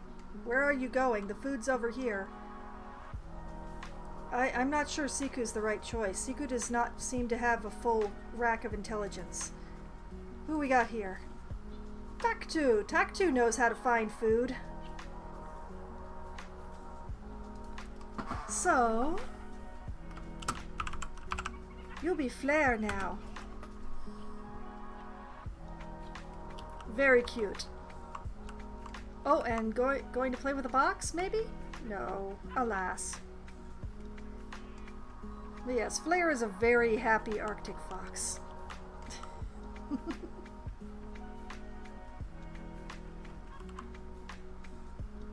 Oh, had food and is now going for a nap. This is a very intelligent fox. But yes, this is the far eastern edge of the zoo, and like here is the Street Fox coffee right next to the Arctic foxes because I'm just like that. And the eastern train station, this is the back side of it, but it's still just as impressive. And of course the snake garden over to the side here. The African wild dogs, who appear to all be sleeping. Is every single one of them in here? Oh, yep. Oh yeah, they're all in there. Hi, kids.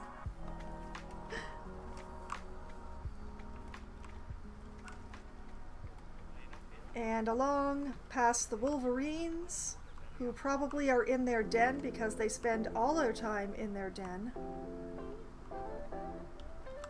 There's a big old slab of blood pumpkin out here, but is anybody partaking? No! I gave them such a glorious pen. Past the building with the African crested porcupines in it. Definitely one of my better buildings.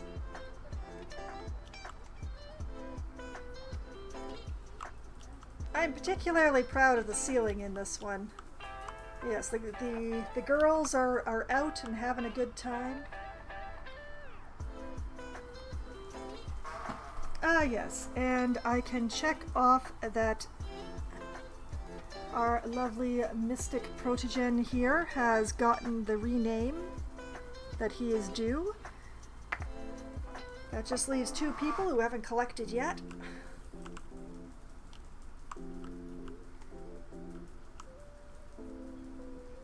Which does make the list shorter. But yes, the African porcupines, I probably spent the largest amount of time working on the ceiling. It was definitely worth it, though.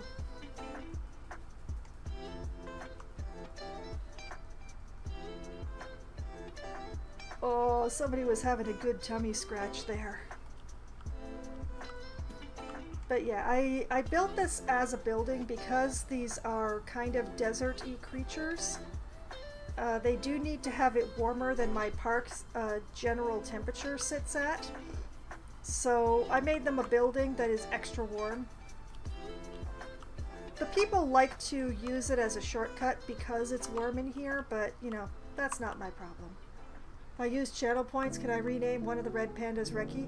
Yes. Zue has not been renamed, so you can rename her Reki if you so desire.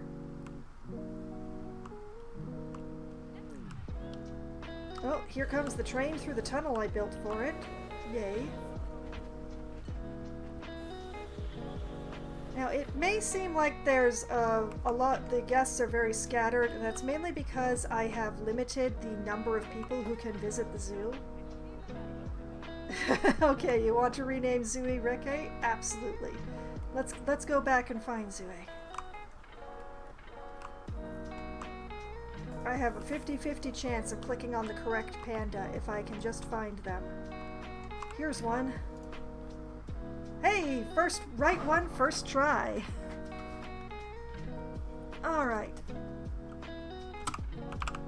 Reki.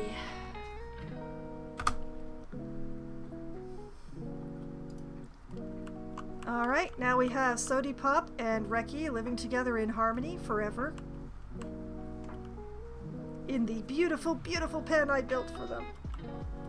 As you may be able to tell, I am still extremely proud of this particular pen.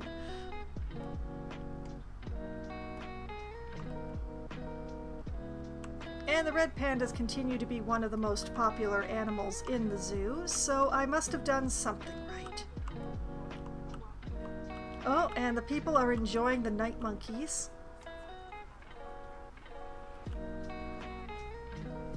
Unfortunately, not actually an animal that is available in the game, but I had a space I needed to fill, so there they are.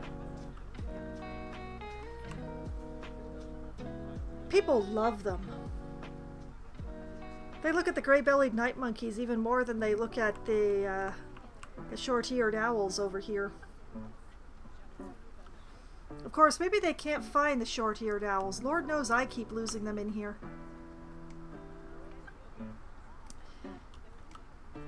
And of course we have the timber wolves, and I gotta make the usual joke. Let me just zoom back here. There we go.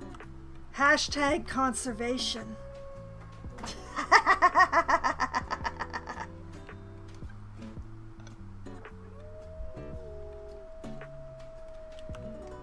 See, and the wolves agree.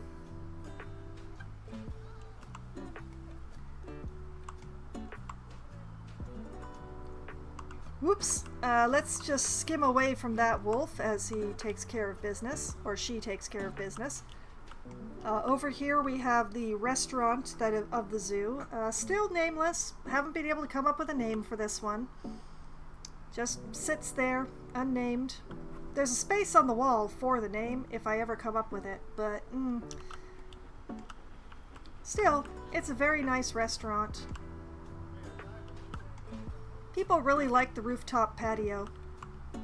I really like how the open flames never burn out.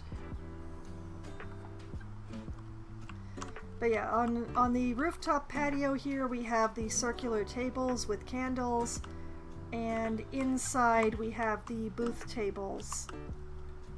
And frankly, an obscene number of lamps, but you know, that's how it goes. Right across from the deer deer are not exactly nocturnal, but their inclusion is leftover, sort of leftover from the when this zoo was a Halloween zoo.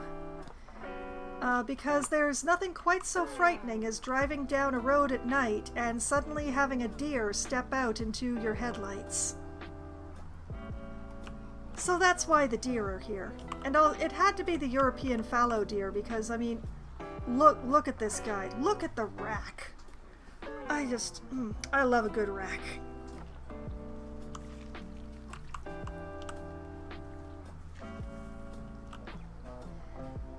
So while not exactly nocturnal, the deer are still here because it was hard to think of this zoo without deer, in all honesty. They were part of the planning stage from day one. And this is the slightly more unfinished edge of the zoo, but we also have the fossa over here.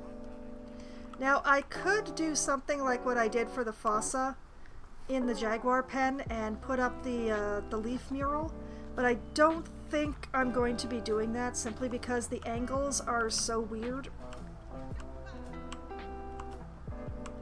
So I'm probably not going to be doing the lining thing that I did here. And that's fine. Another food court. Another area that I haven't done the filler yet. There's a lot that I haven't been able to finish around the river because the river itself is not finished. The river is supposed to go down into a lake down here. However, I don't know where that lake goes yet, except that it's like down here somewhere. I have to build this stuff here before I know where the lake is. So I will be working that out. Over here we have the red foxes in possibly the most elaborate enclosure that I have ever built. Where does the water come from? Where does it go? It doesn't matter. It's pretty... Oh, I can show you where the water comes from. That part's easy. The water is pumped in over here.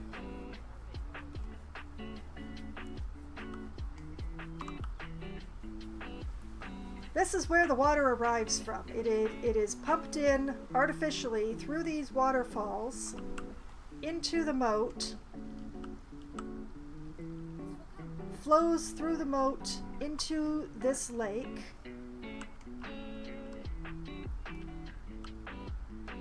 and then from this lake flows into this river, which will then flow down into a lake over at this end, which is where the water course will be ending. But where the water comes from is very, very easy. Oh, hello, big boy. Oh, you are intensely large as always. Oh, look at the unit.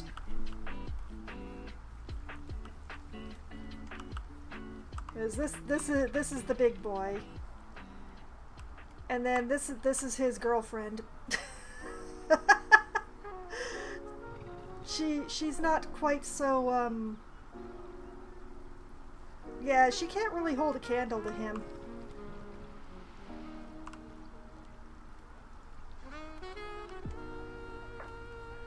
Oh, thick doesn't even begin to cover what this guy is. Like when you see the two of them next to each other, it's absolutely nuts.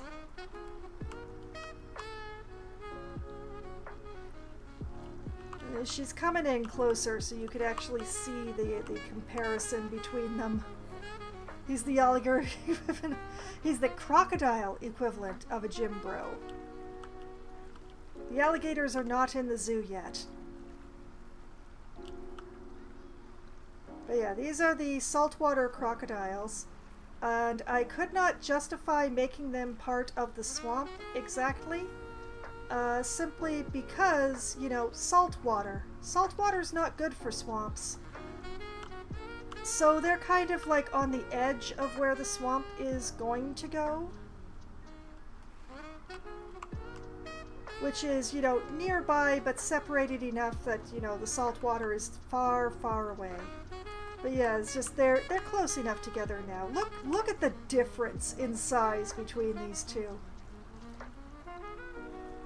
I don't know whether it's because he's huge or she's petite. I've not actually like chased that down, but this is absolutely ridiculous. His head is the size of her entire torso.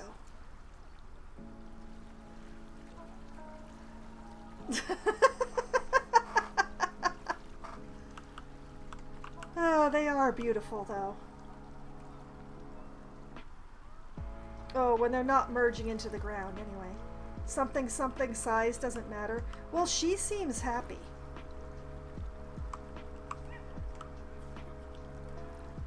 But yes, that's the the very, very elaborate red fox pen that they keep magically escaping from somehow.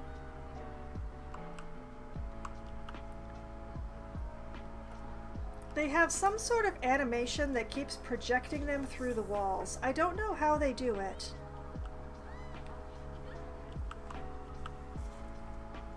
I put in the curbs in the hopes that they wouldn't be able to walk on them, but it turns out they can. Probably because they're foxes. And yeah, occasionally they just like dip through the corners and escape. Who knows how? It's probably because they're red foxes. But yes, I said that once I got the bamboo cladding on the jaguar pen that I would turn my attention towards decorating around the hyenas, because this is not so great. This really isn't so good. So I am going to put in, actually this one's really long, so I might actually put in 2 signs. What is these guys' official designation?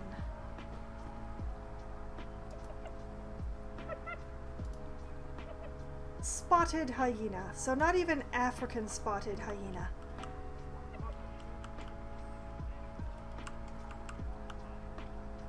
But yeah, I think what I want to do is like, I'm just gonna dip in here for a moment,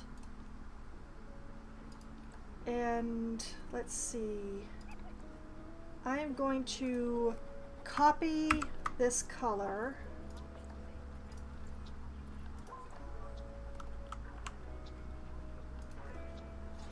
and then instead of bamboo we want mud.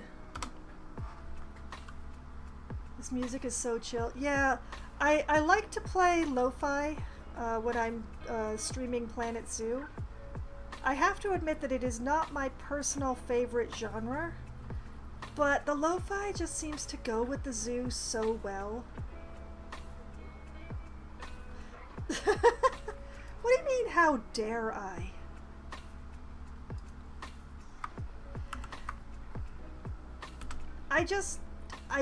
I don't find lo-fi as relaxing as other folks do. Unfortunately for me, that click that shows up all the time is just really super audible. It sticks out. So while this is a really nice track and everything, it's just I can't stop hearing that little click snare pop. Which makes it not as good a genre for me, unfortunately.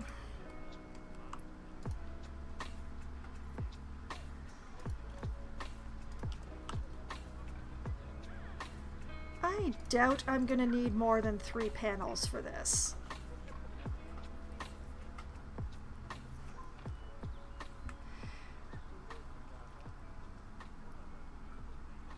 And yeah, let me just check here. Where's my files? This particular one... well, I picked it at random. This particular one is called Lo-Fi Autumn Vibes. Welcome to the Halloween Bakery Lo-Fi. Is that all of it? Oh, sorry, Lo-Fi Hip Hop B.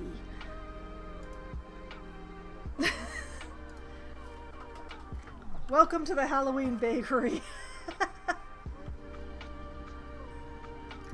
What am I building now? Right now, I'm building a sign.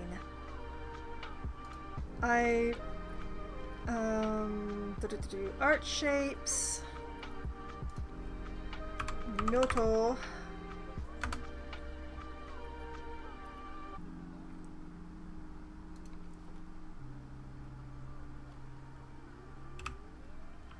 So, what I'm doing, oops, is messing up immediately. Let's go to the 3D letters because the 2D letters and I are not getting along. I'll just have that stick out just a bit up here, and color. Can I let your sign inform my life choices? Only if your life choices say spotted hyena.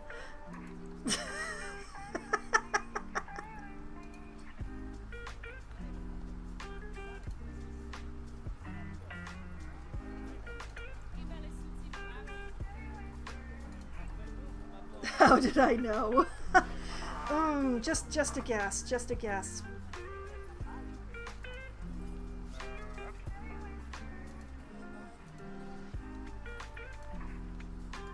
I want this to just barely be blue. That works for me. Okay.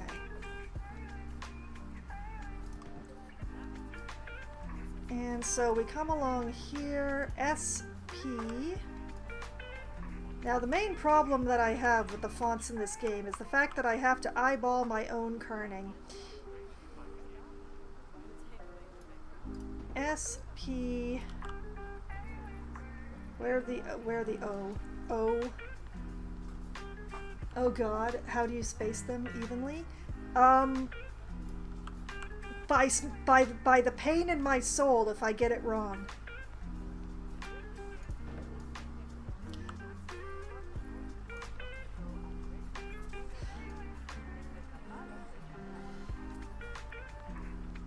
S-P-O-T T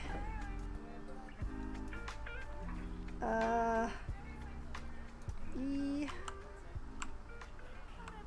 Hope you get it right then. Yeah, not having my soul in pain is really nice. I enjoy that. This one T is too far away from the O, and I will fix that later. Spotted. Where's the D? E, F. There's the D. Spotted.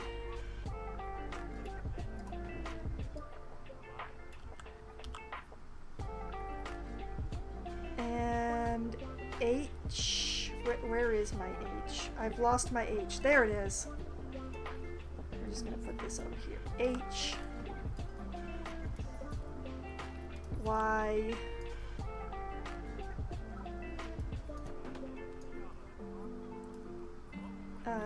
I need the E again.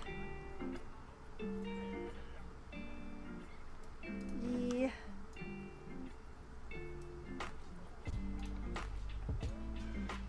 N.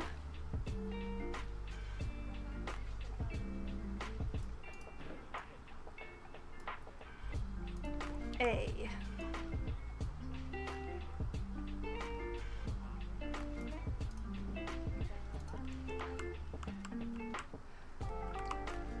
Okay, now we take this, and this, and this, and this, and we scooch them a little closer to the, not that close, a little closer to the O.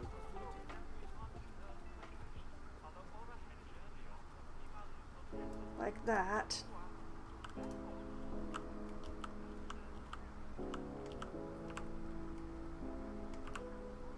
There we go.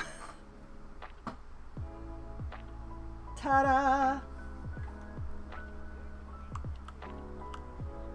And I kind of like that spacing between the letters, so we take all of this.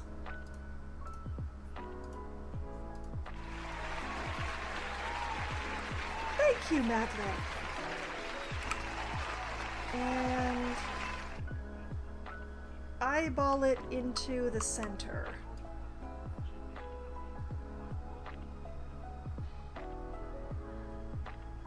Close enough. There we go. There we go.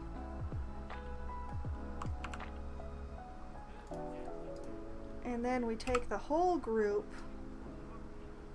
and bring it down into the ground a bit.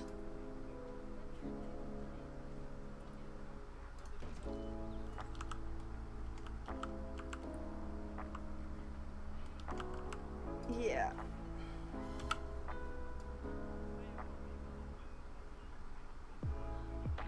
And then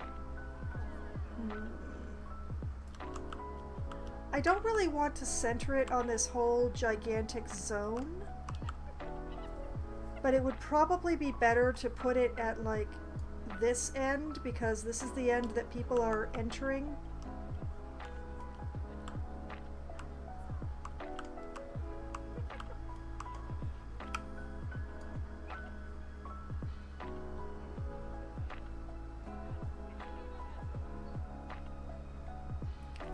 Like that. I like it at that end. Yeah, I kind of like it at this end too.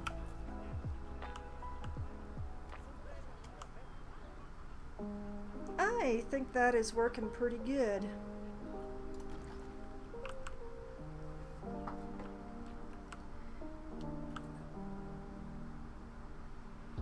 Yeah. You know, putting some benches in probably would not be a bad idea, but I think I would actually put them in on the opposing side of the sign, like back here, so that people aren't sitting in front of it. But I am also going to take this. Come with me!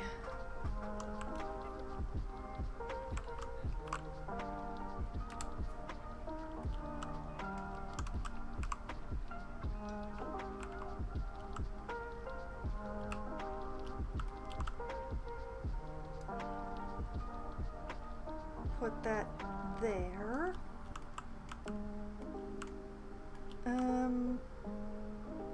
I think I would like to have a bunch of plants here, so I'm actually going to yank this over here.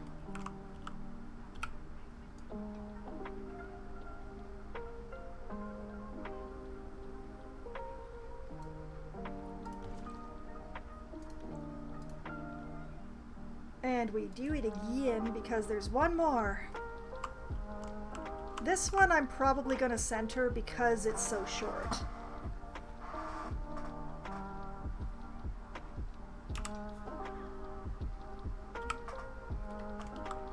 But first, into the ground you go. And I can move the garbage can, and I will. Yeah, like that.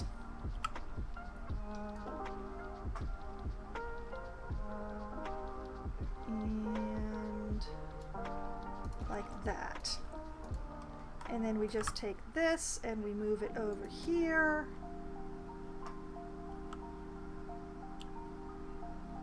Oh, you say, sorry. Like benches over here. That's an interesting idea. Sure. Just gotta find some benches.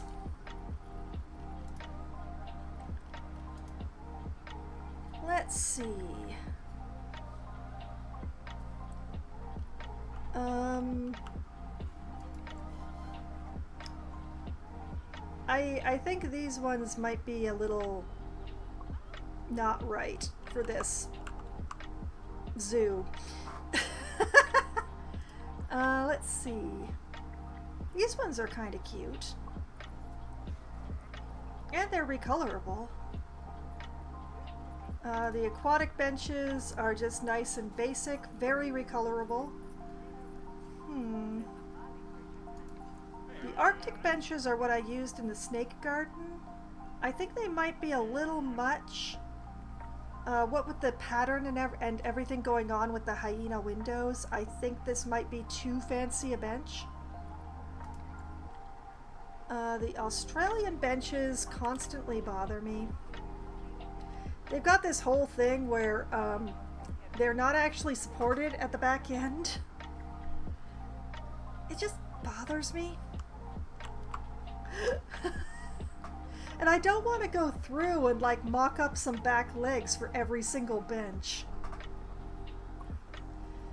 We have the conservation benches, which are very traditional, very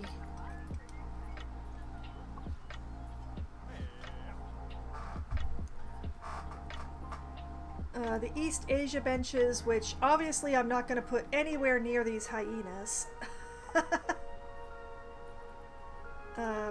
These ones are much plainer, but they're also not recolorable.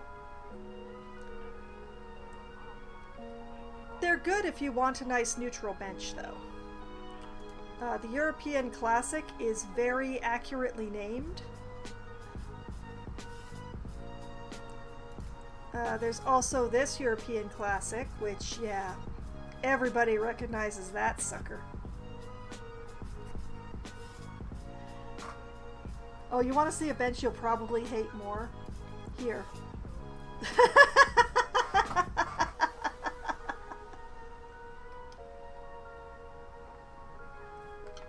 Is that not the busiest bench you've ever seen beyond that one picnic bench you saw last stream?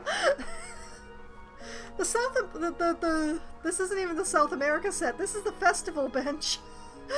What? I don't even know what this is. What fever dream came up with this? Look how far back it sits from the path, too. Jeez. Let's move on to the Fiesta bench. Very nice plain bench. Drugs, alcohol, they were on something. Well, it came along with one of the DLC packs. That's all I can tell you, Madlib.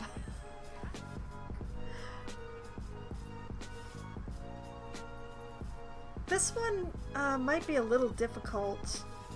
It's really blending in. Thank you, people.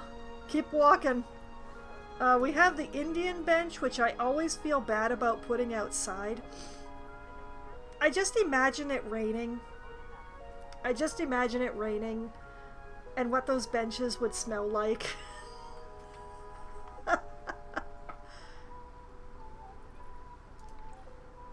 There's also this one, which is interesting. It's got sort of a "we decided the rickshaw would never move again" sort of design, except who would make a rickshaw this big? And the Indonesian bench, which has a very similar problem to the first Indian bench. It is gorgeous, but I also hate to put it outside. It's very beautiful, though. It's great to use in interiors as a couch. We have the New World bench, which is very modern. They don't bother me as much as the Australian benches do. And then there's this one, which is also a very modern bench. Yeah, the New World stuff is not bad.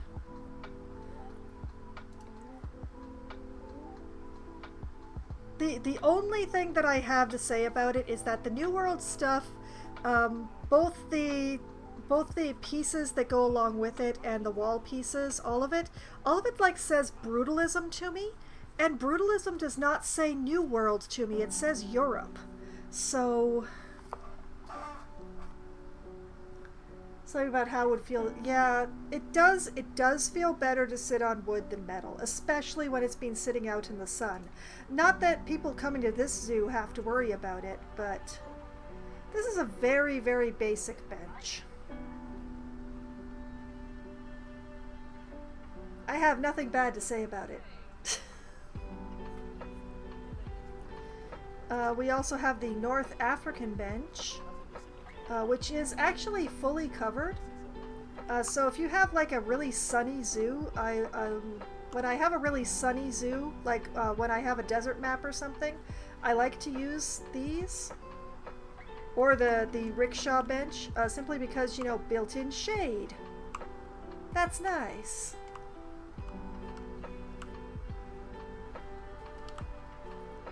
The Oceanian bench.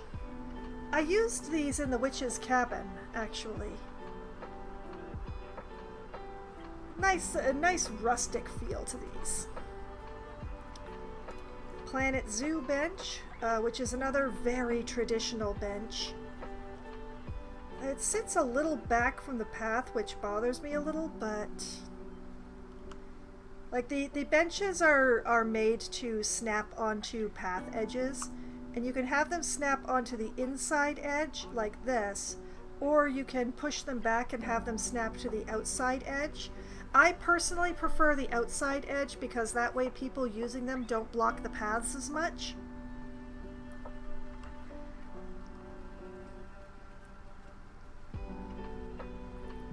We have the rustic bench, which isn't exactly a bench. It's hay bales with a few planks and some blankets.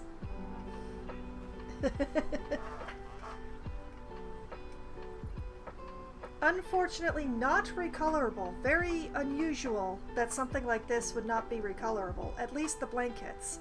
But, eh.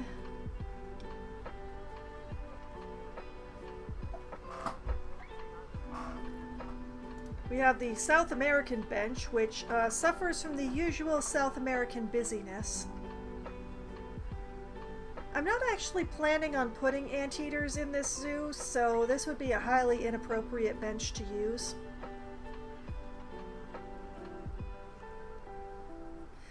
But I have to say, the South American benches and tables, they are really nice if you're building like a specifically kids area. Like if you're building a kids zone, or something that looks like a kids zone. The Twilight bench, which is very spiky indeed. And the Zookeeper bench, which is about as basic a bench as you can get in this game. This is the simplest bench that it is possible to have. Now, the question is, which one do I actually want to use?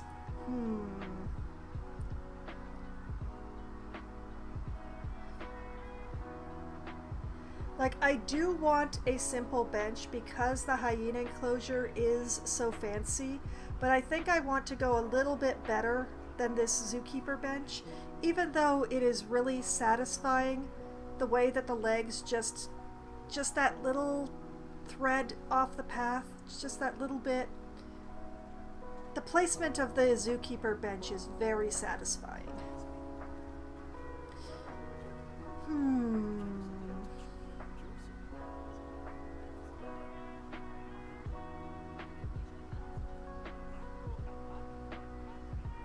This doesn't feel like the right place to put the New World bench. But I think like no, maybe not that one. Like maybe the European Classic.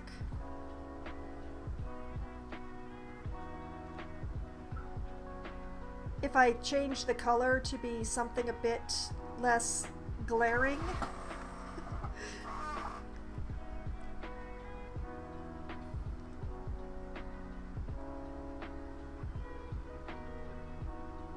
Like if I keep the black metal, but I change the planks to...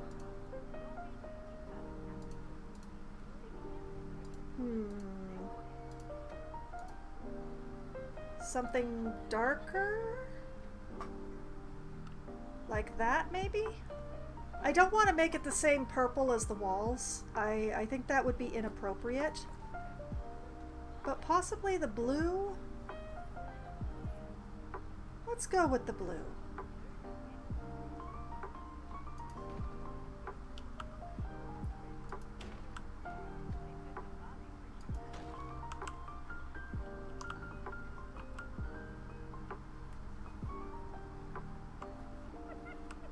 There's no reason not to continue the pattern-ish. But I think I'm going to go with less benches for the other ones. And actually, I don't think there's actually... Well, maybe... Okay, one bench.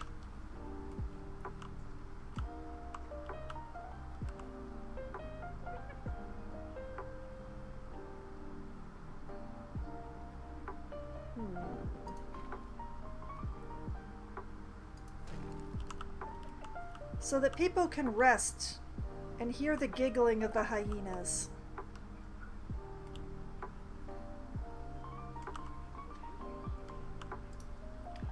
There will be more people coming out to this edge of the zoo once I get more stuff built. Because there will be people coming to look at these various pens and these ones over here. But for now, this is the hinterlands of the zoo. And I do have the place limited so that I believe I limited it to 2,000 guests. And the bigger the zoo gets, the more spread out those guests get.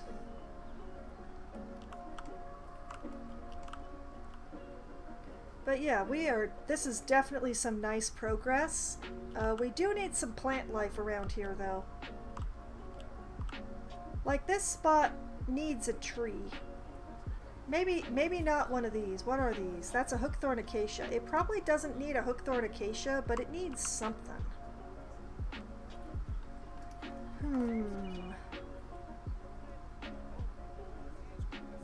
I'm going to have to make sure that this is not something that will upset the... Excuse me, why are you all wearing the same shirt? Except for one person who didn't get the memo. What is going on here? Why are you all dressed exactly the same except for that one person that you were like standing around like a bodyguard contingent? Are you her bodyguard contingent? Is that what's going on here? That's weird. That's weird. Whatever they're doing, it's weird. Okay, where was I? Oh yes, I was... Similar hair too. Yeah, I know. It's strange. Okay, so African continent. Grassland biome?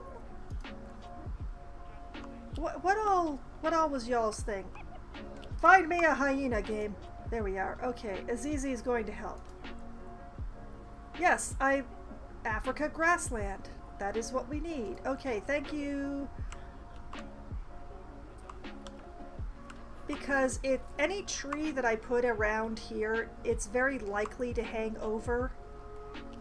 And the animals are really good at perceiving trees that they don't like.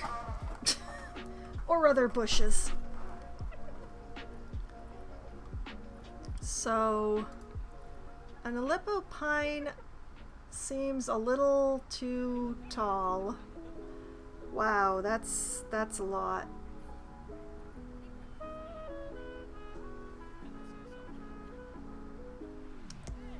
And if I shorten it,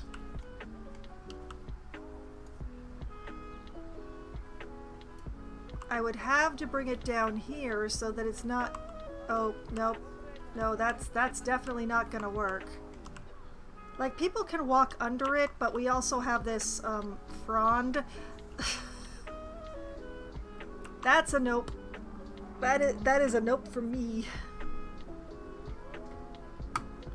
Away with you!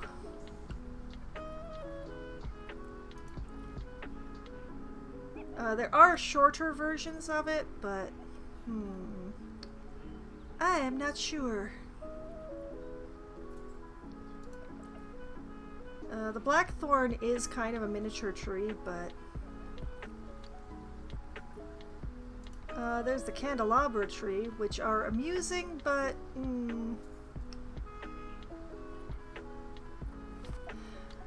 cork oak?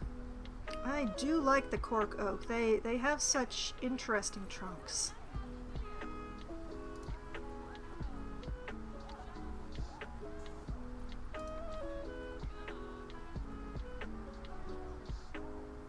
You could put a cork oak in here. I have an affection for particular trees. You know, that one just feels nice. That one just feels good.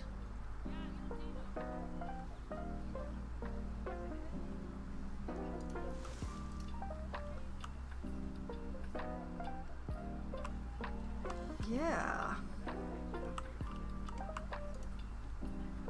And it's not climbable. I love it. Okay, where else do we need a tree? This definitely needs something, but I don't think it's a tree. This I don't have to worry about what species of, like what biome and continent, because there's no way that putting a tree here is going to reach in there. So I'm not going to worry about it.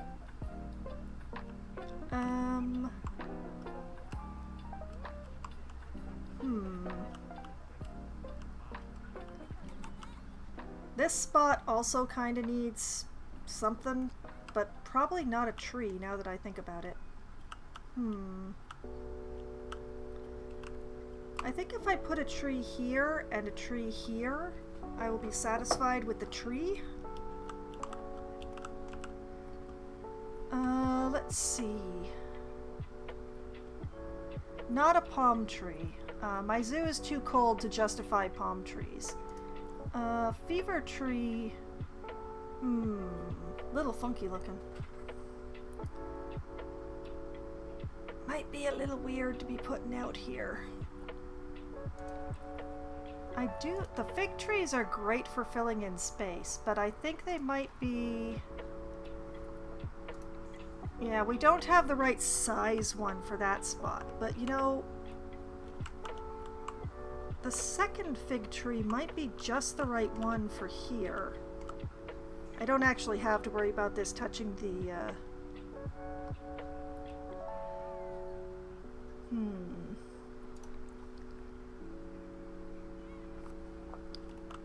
Fig tree number 1 is too small, but fig tree number 2 is kind of too big.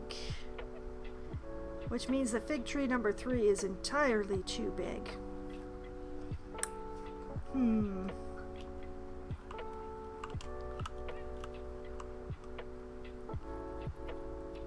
Hawthorn bush. There's the hookthorn acacia, of course.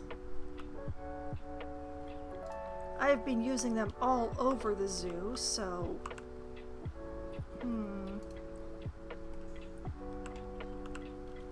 Okay, scratch that. This place needs a couple of trees, but I don't think the hookthorn is quite the right one.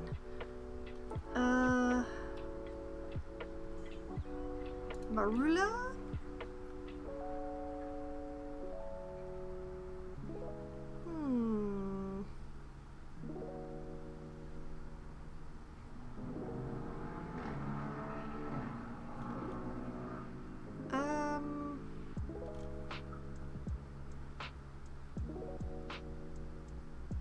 Well, let's pop down the marula here, because I kind of like that. Mipingo might be a bit big. I think it might be a little bit too much tree. It is very tempting, though.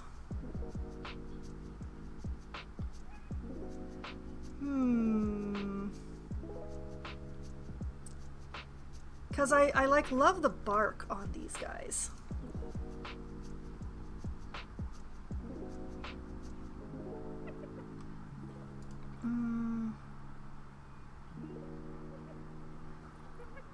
It's really tempting to put number 1 in here.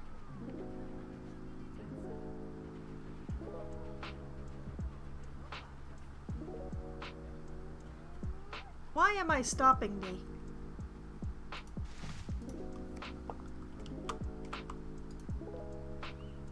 Turn off climbing. Turn off climbing. Come to think of it, did I turn off climbing on these guys? Yes, yes I did. I'm very smart. Yay, go me.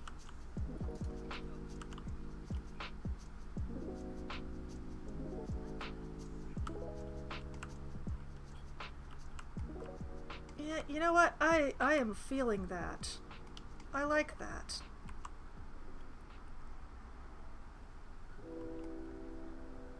Now, I want something to go right here, basically to disguise what's going on. Because I don't want to run this hedge wall into this wall. But I hate this gap so much. So very much. Did I see that the conifers... Oh, they do count. Oh, not the conifers, cypress. The cypress trees count. Oh. Is it that one that I want? Well, it's definitely not that one. That one's not fluffy enough. Neither is that one. Okay, it is number 4. If I remember correctly, number 5 is a monster. Yes, number 5 is a demon that has crawled up from the depths of hell.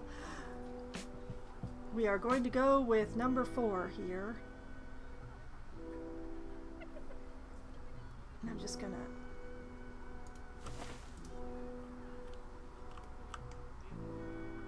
Et voila! That weird hedge end is now disguised from my own view.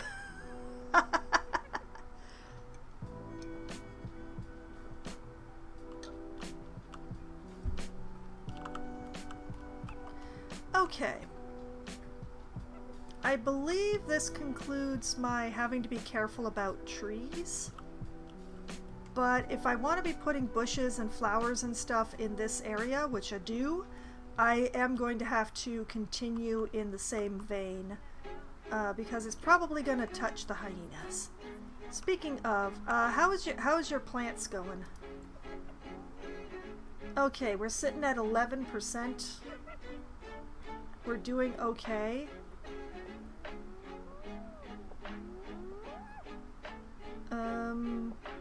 Interesting. It looks like they can't, like the trees that I just put in, it looks like they are not actually hanging over enough for the hyenas to notice, which is surprising given that this one is in fact hanging over. I'm not complaining though. Okay, so this section here, I have to be careful what plants I use. If I want to put plants along the bottom of this tree, I also have to be careful of them. So I'm going to start with this area.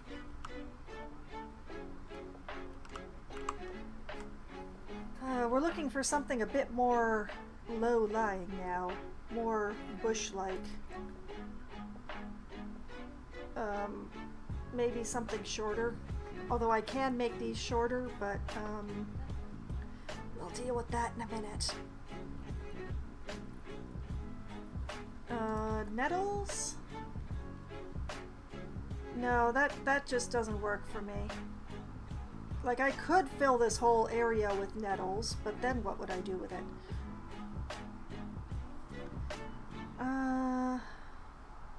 I just don't want to put a tree in here. Pincushion flowers. Oh, you know, I like those. I think I might actually put those like down here with the cork oak.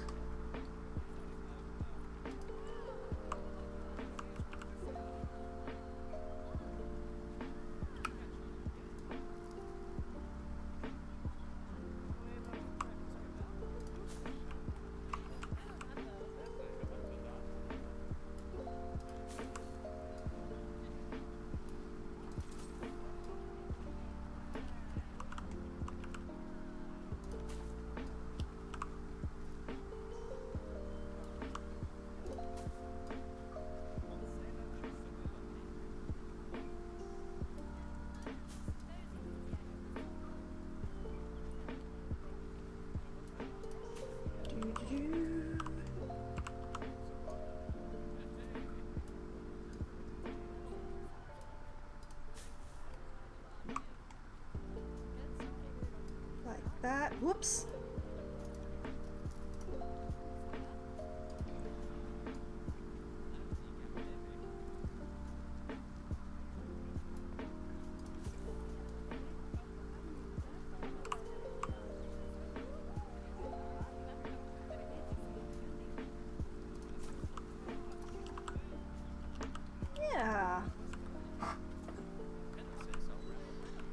Yeah, that's pretty nice.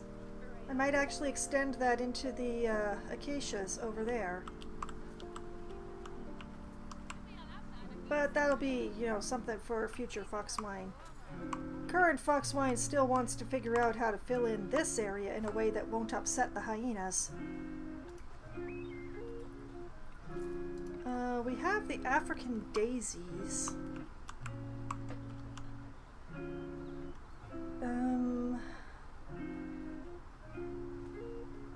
I'm not sure. This might be a bit much.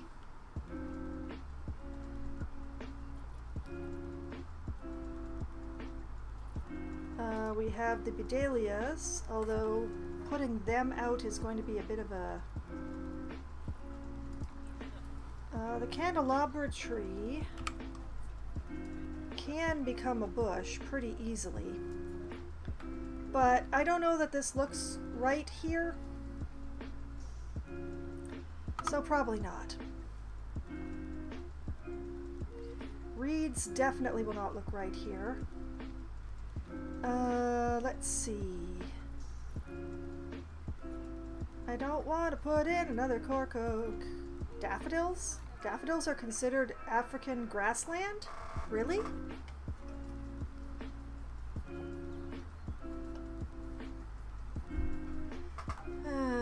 Probably a little much again. There are the dog roses.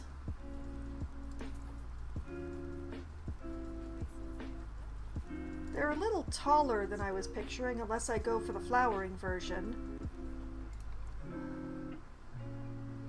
But they are nice looking.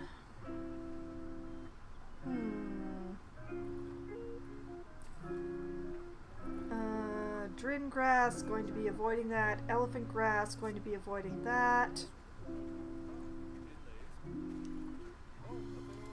The fever tree, once again, just not the right thing for this area of the zoo, sorry. We could render the fig trees into some low-lying bushes.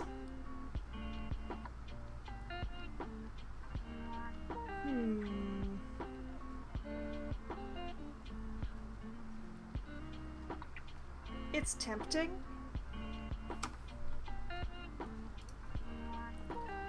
The hawthorn bushes aren't really what I'm looking for here, I think.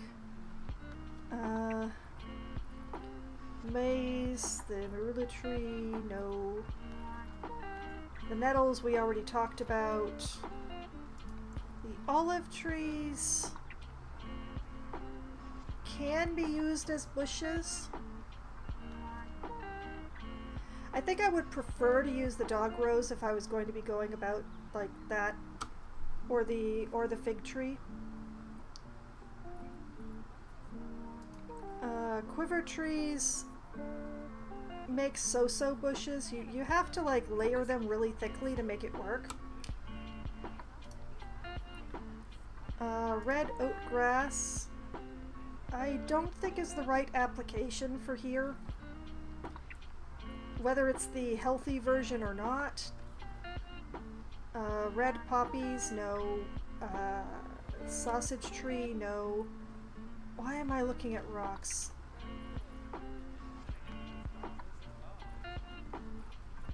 The river bushmallow. I mean, don't get me wrong, gorgeous. Everything around here is green, though. Everything is green!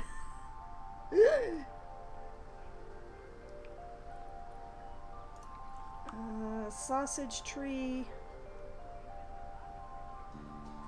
I love these, but I don't think this is the right thing for this spot.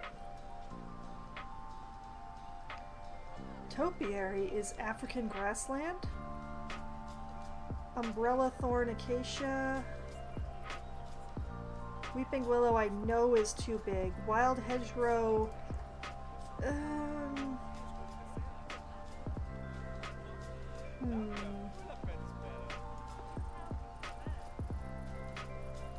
I think I might use the dog roses.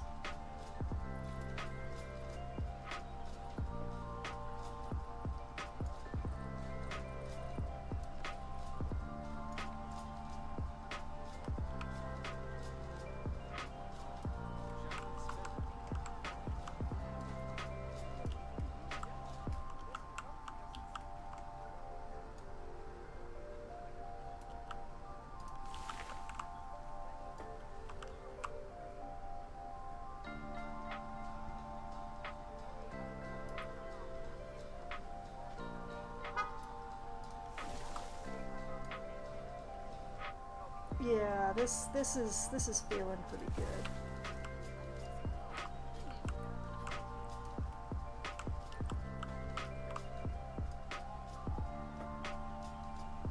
Just use the dog roses as fill to hide my awkward corners.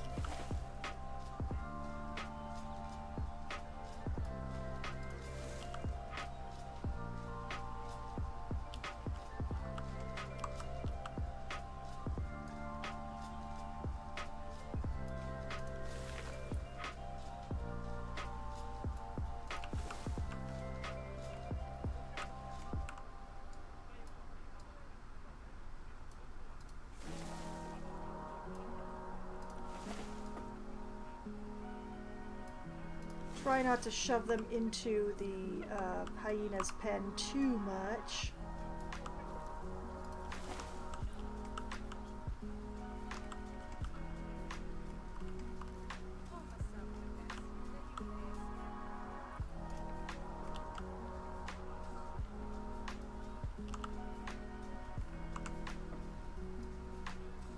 And just come through with the flowering version.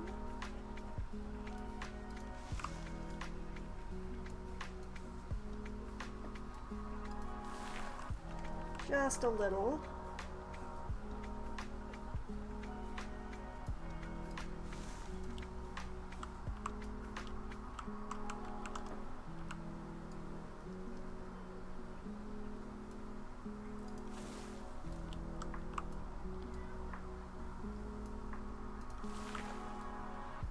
If I were braver, I would float these a bit more. As far as I can tell, they are meant to be like floated inside the other dog rose bushes in order to be like, you know, flowering. I've never quite been brave enough to just let that happen though. But it's like supposed to be kind of like this. Maybe?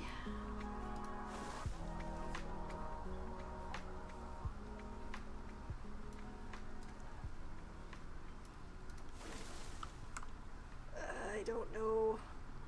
I feel like it's really obvious that they're floating.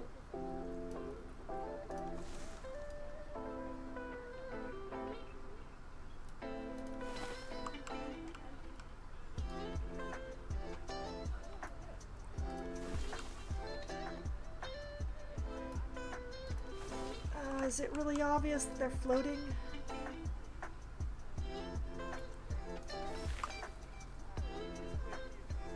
I can't tell. I can't tell if it's obvious if they're floating or not.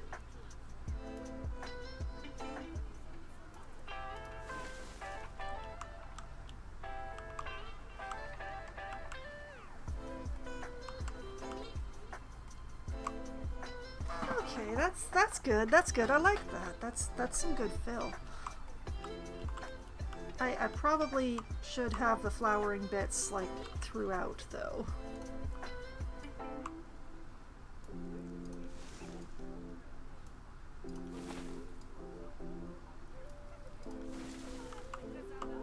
Because why would the ones only on the outer edge be flowering, huh?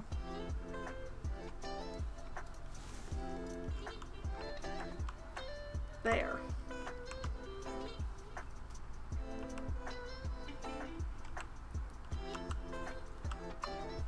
Oh, the people are donating because they really like what they see.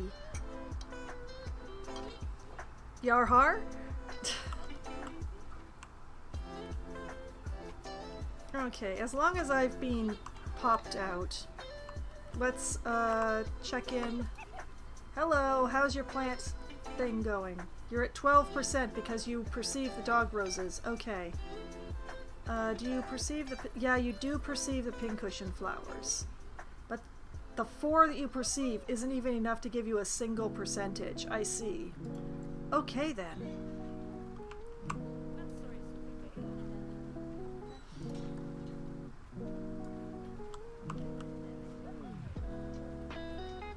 So I'm gonna bring these over here.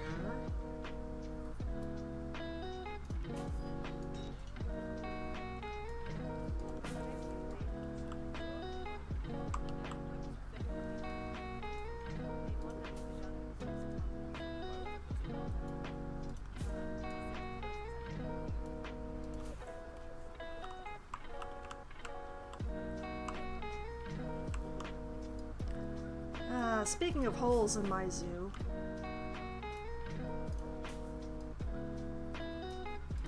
I could cover this more skillfully, but I'm not going to.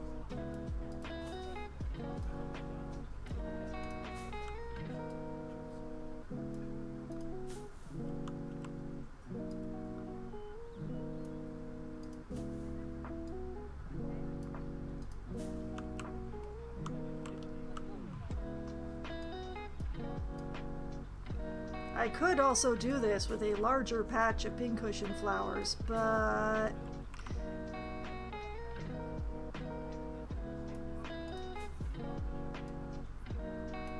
it's fine.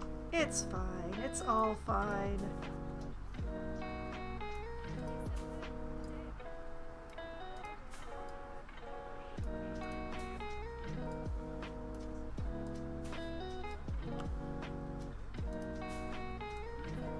Oops.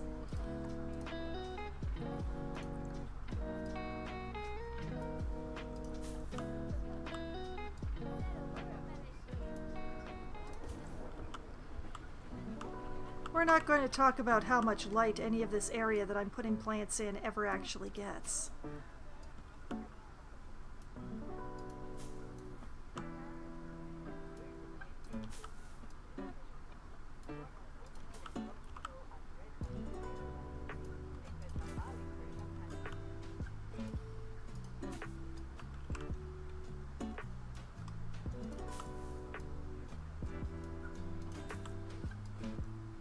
But going by a bunch of flowers like this will make the train people happy.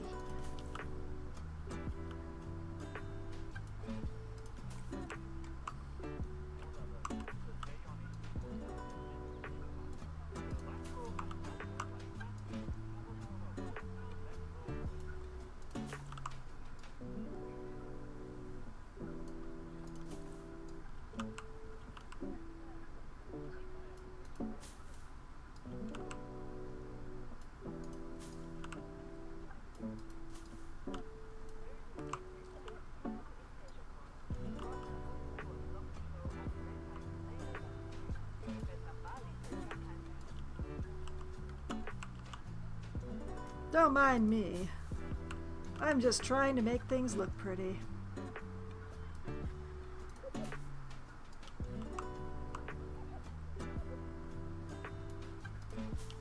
Where does this strip of grass end anyway?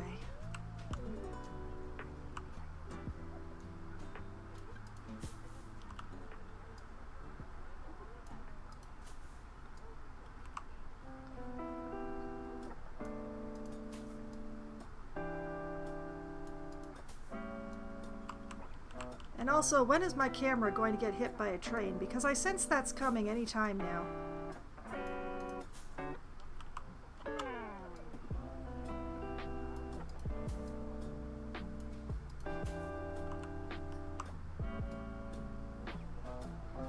I'm actually surprised that the train hasn't come by yet.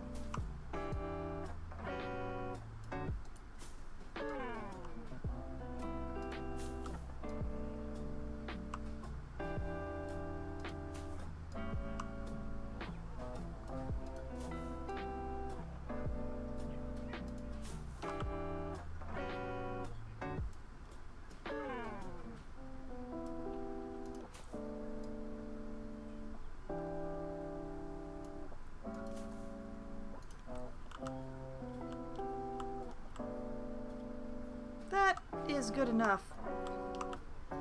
Hopefully not sticking in too much.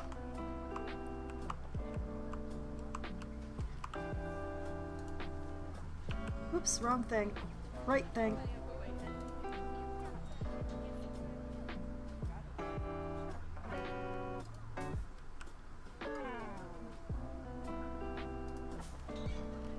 I have a semi-regular viewer who always yells at me to put more pink things in the zoo.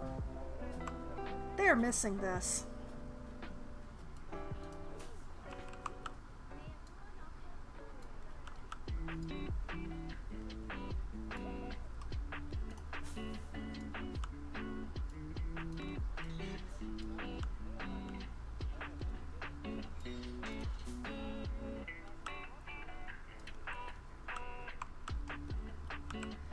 Okay. Yeah, that feels good.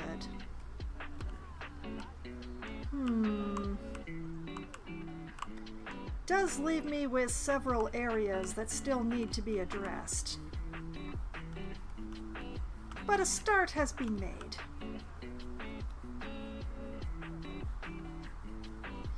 And the hyenas are still happy with their level of plants? Where are you? There you are. Hello, tell me about your plants. You've reached 14%. Oh, you are actually, yeah, you're actually perceiving quite a few of those pincushion flowers now. Okay. That's fine. There is the possibility that something in this section is going to also touch the enclosure, so while I still have the biome selected, let's figure out what to put at the base of these trees. Probably not the pincushion flowers. I've already used them quite a lot. But I don't think I really want to use the poppies either. I find the poppies to be very bright. And I don't really like it. Like these trees, their bark is a very muted shade. I think the brightness of the poppies does not do it any favors.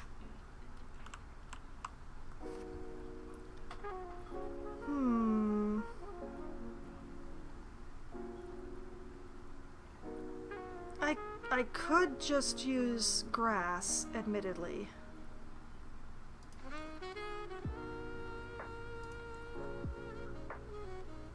Like, I could just put down drin grass, but I don't love doing that for this application. For one, it'll be nearly impossible to keep it from shoving itself into the hyenas.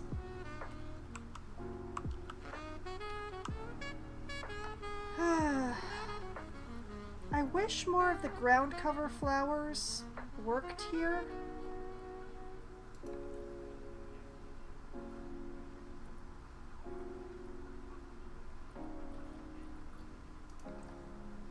The daisies are the same problem as the poppies. They're just too bright for these trunks.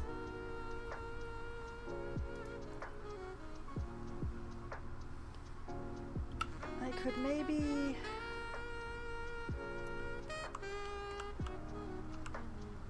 No, I think that actually detracts from this. Like, these guys... I find the bark on these two trees to be very attractive, so I don't really want to take away from that.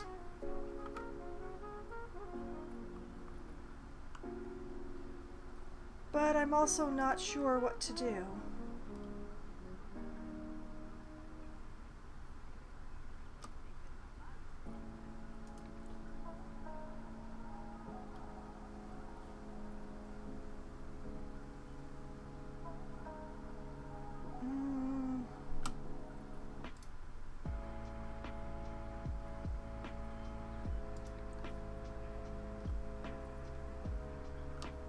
No, the reeds are not going to save me here.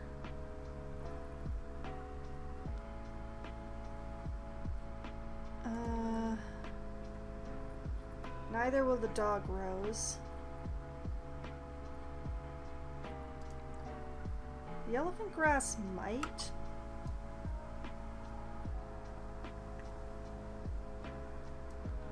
Oh, we're well into the wrong shade of green there. Unfortunate.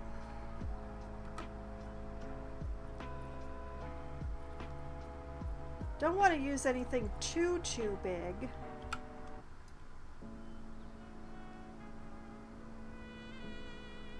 But I want something nice.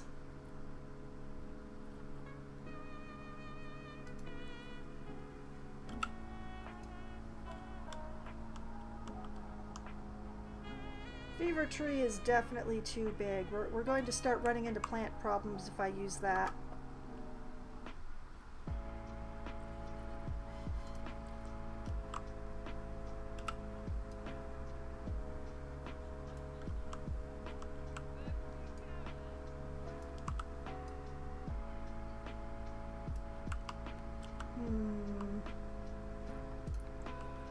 I think the hawthorn detracts from it unless I bring it very far underground, and then what's the point, really?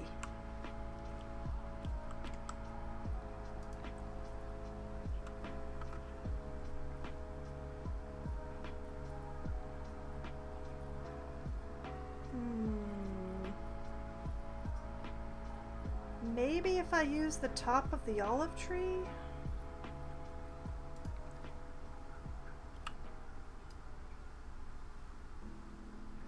Although I would have to make the ground dirt in that case to make this shade of green work. But that little bit of ground froth...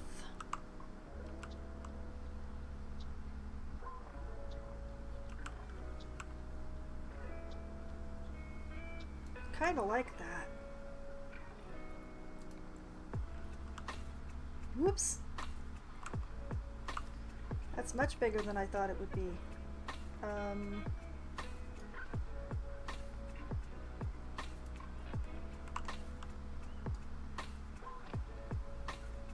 think I had it best with the first one.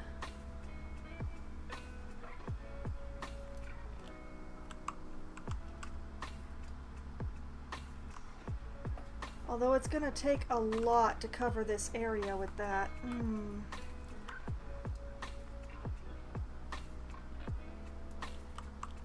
Maybe if I use this one.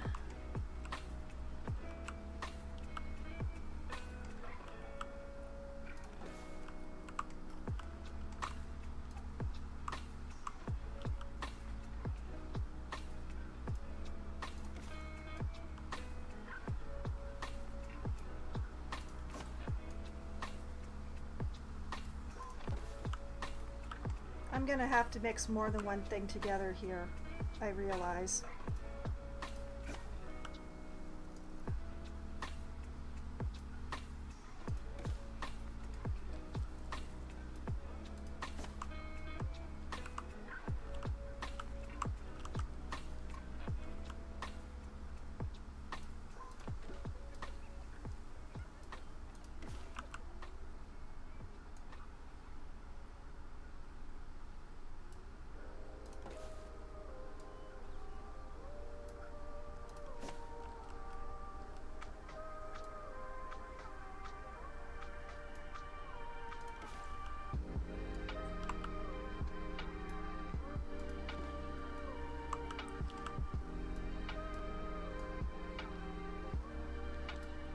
think if I find one more thing to mix in with this, I can make this work.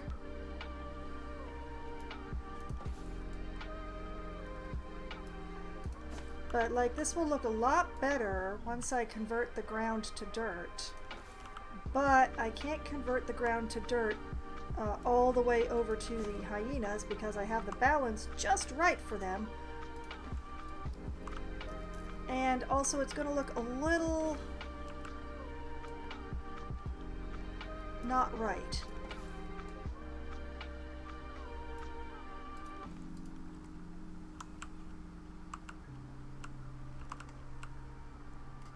But yeah, I come through here with the terrain painter.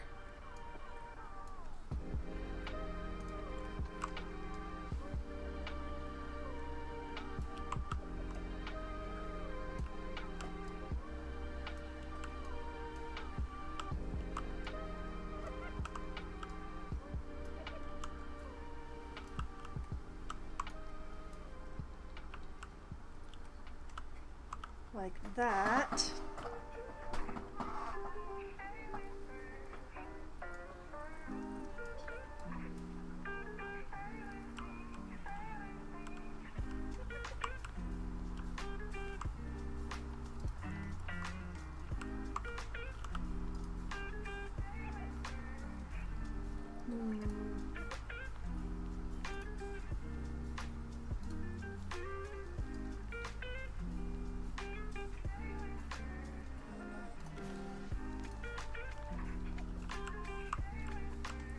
See, that's not bad, but it's not quite enough coverage to be...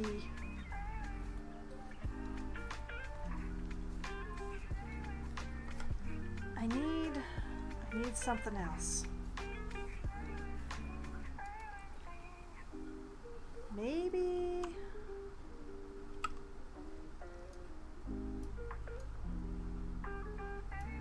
Nope, wrong color.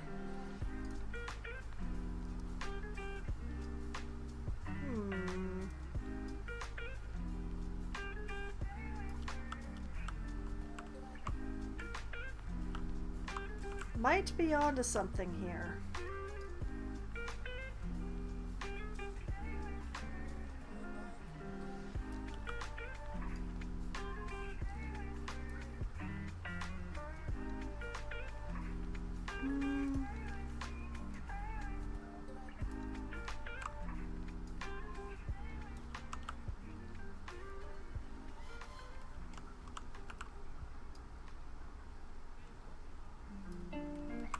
I think I'm onto something here.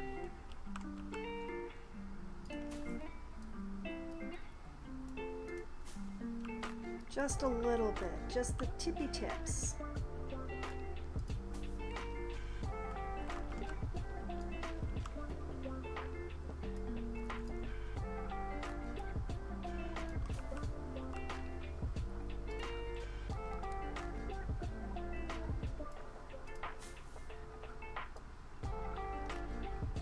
Grabbed the wrong one.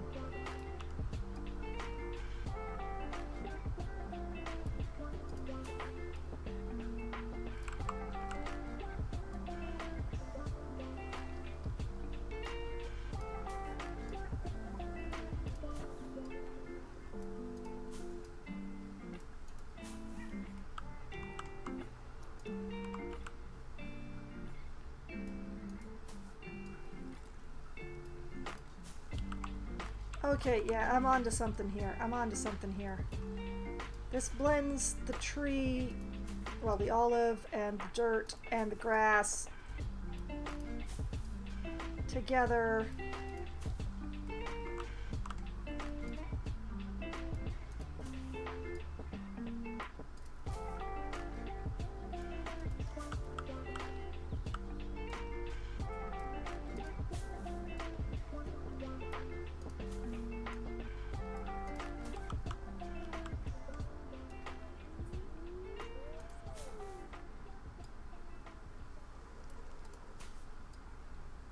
Because it's almost the same color as the olive tree, but not quite. Whoops. Come back.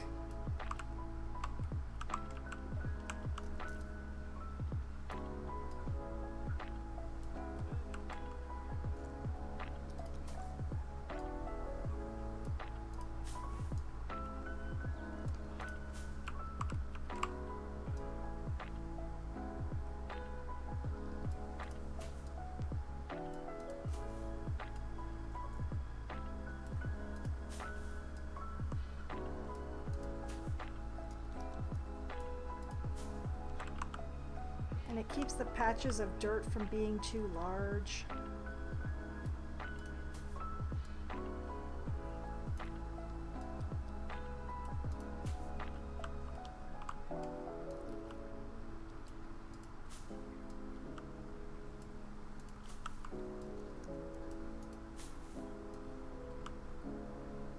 Yeah.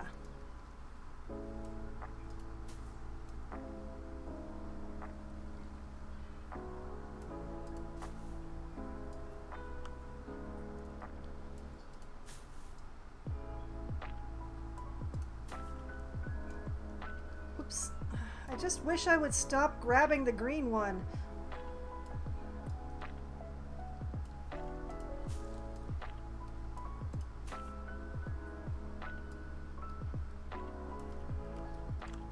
Because, you know, when stuff like that happens, it's really annoying.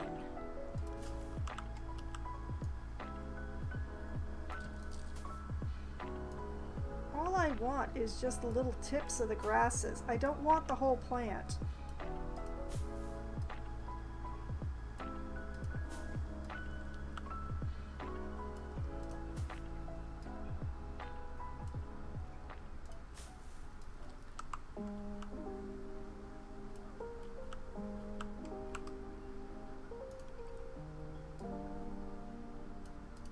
Also, how did it get so tilted?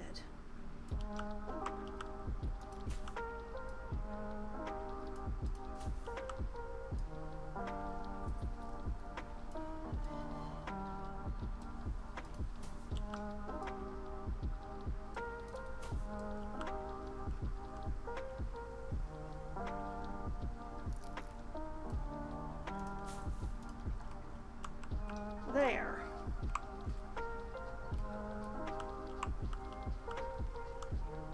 Oh yes, that is pleasing unto me. Although we gotta drag the grass, not the tree, not the wall.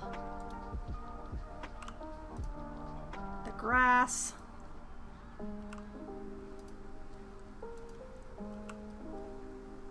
Needs to come out this way.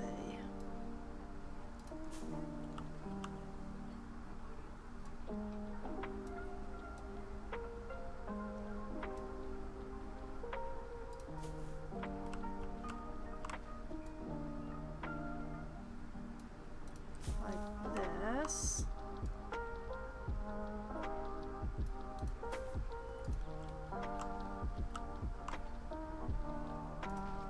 And the dirt just needs to, yeah, like that. There we go. Okay, I think that's the last piece that would actually touch the hyenas.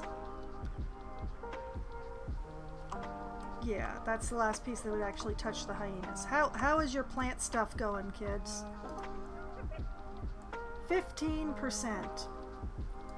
Okay, you're feeling three of those olive trees I put in, you have noticed. Interestingly, you haven't noticed the grass at all. That means I did it right. Ha ha! Okay. This is good progress for tonight. It's coming up on 1 a.m., which means I really should stop soon. I will need to put some lights on these signs that I set up.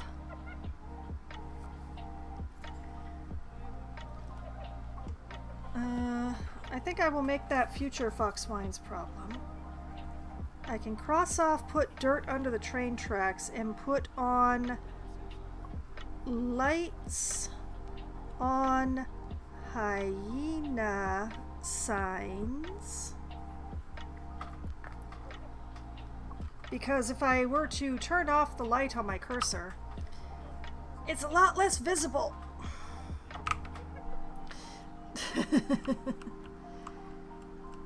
And of course we need some more plants. There definitely needs to be plants through this area. I think Madlib was right. The benches are the correct choice here. I want to put a nice big tree here, but I don't want to have to worry about whether or not it's their tree. And of course, plants through here as well. This is looking excellent. Kind of pleased at getting away with using such a large tree. It just feels right.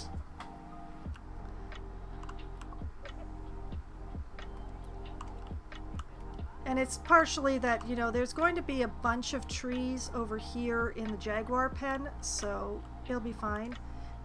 Definitely need some landscaping. In fact, we might need a fence. I think we might need a fence that comes like around here and along here. And I don't remember the train station being visible through the wall like this before. That's very odd to me. The train station hasn't moved.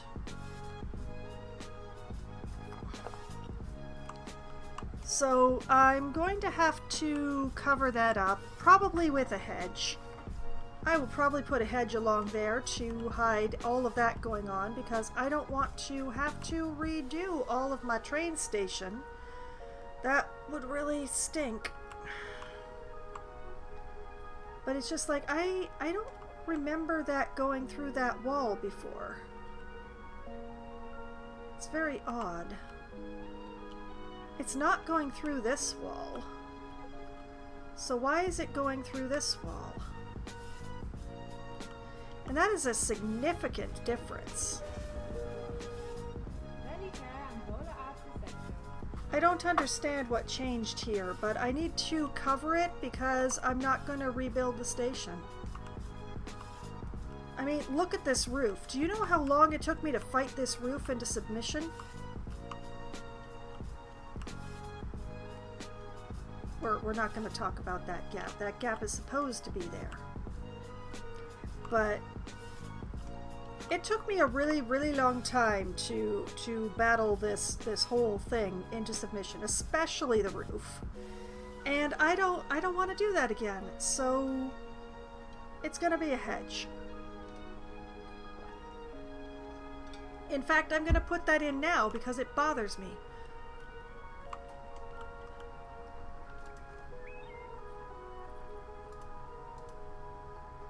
We'll turn that off. Come over here to gardening.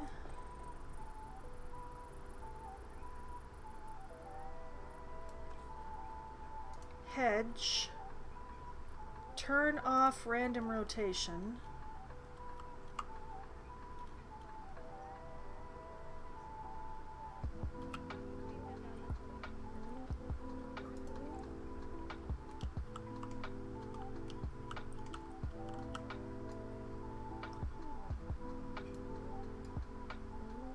And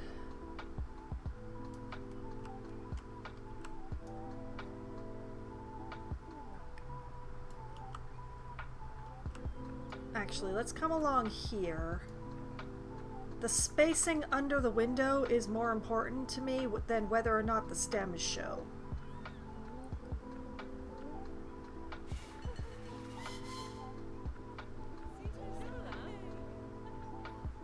I'm gonna go with that.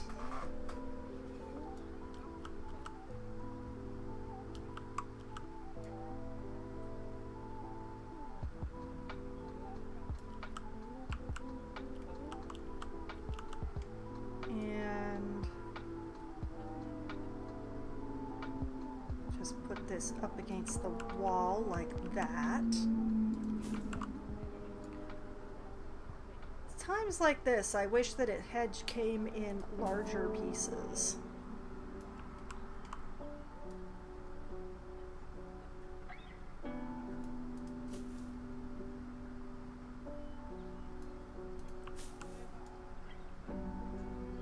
Don't worry, citizens, a hedge shall shave us. It is a pity, since I went to all the trouble of having that, you know, baseboard layer there, but I just don't want to deal with resetting this whole wall so that the station doesn't stick through anymore.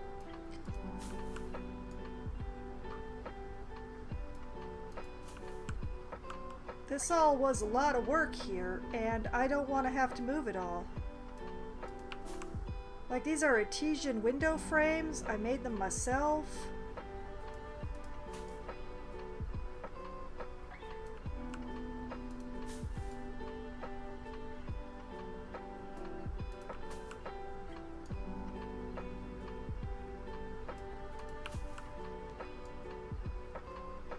I just don't want to deal. Plus, you know, redoing the roof would be a nightmare.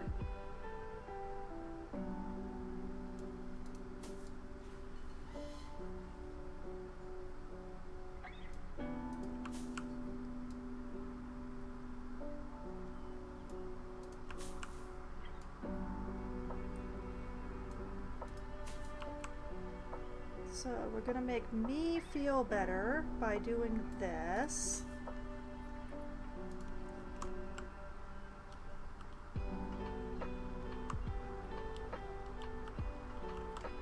And over here,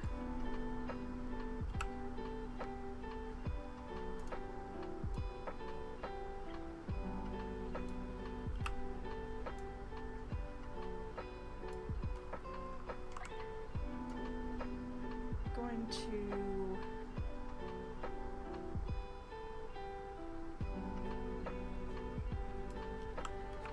like this.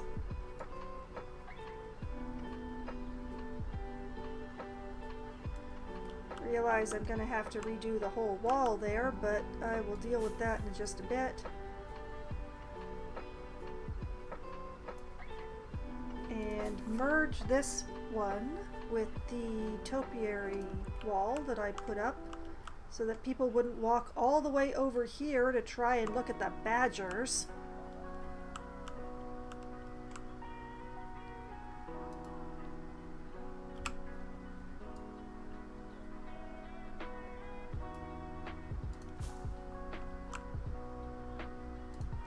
Okay, let's just come along here. Rather than doing each one individually,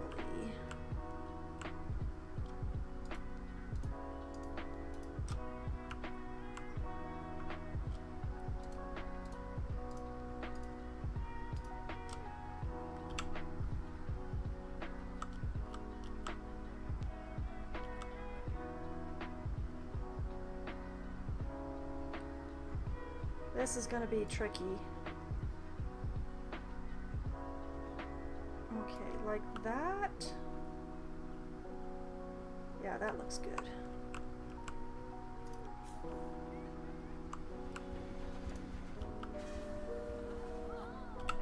And then this one.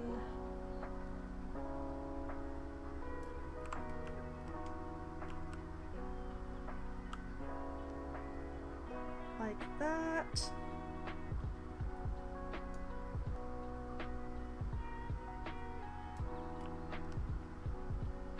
Yeah. Like so.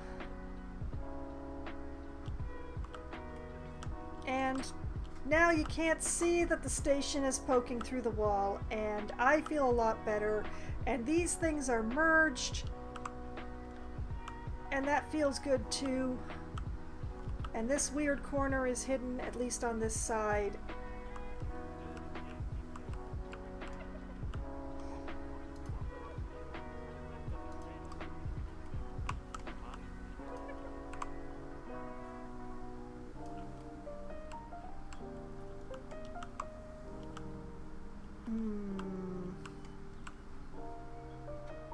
I need a smaller one.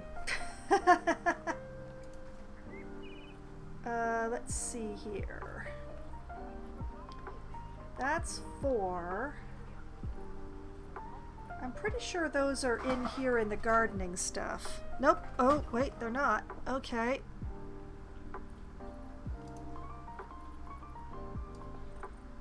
Cypress, where are you? Don't fail me now. I know this is all in alphabetical order.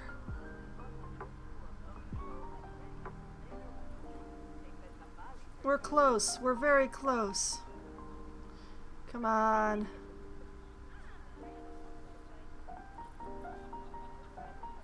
CO. Bunch of other stuff. Hello, train.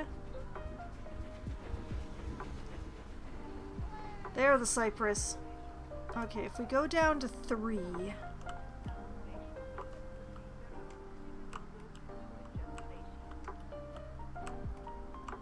Can we de-jab this out of the wall without it impinging on the train?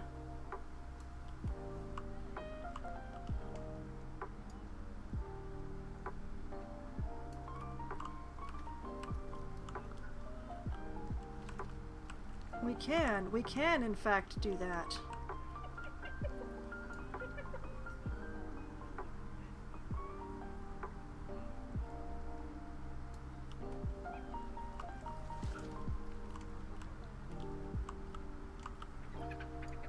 Oh man, making it shorter did not help.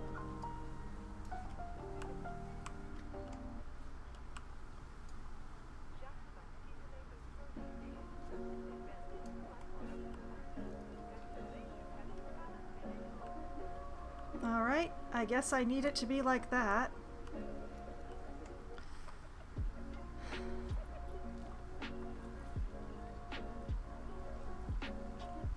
I know that 1 is too small to do the job. I suspect 2 is also too small to do the job.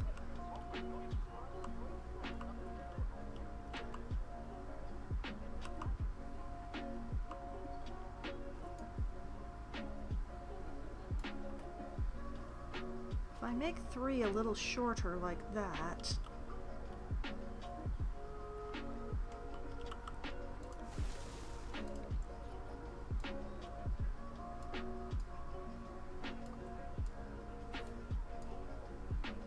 Yeah, as I suspected, 2 is way too small.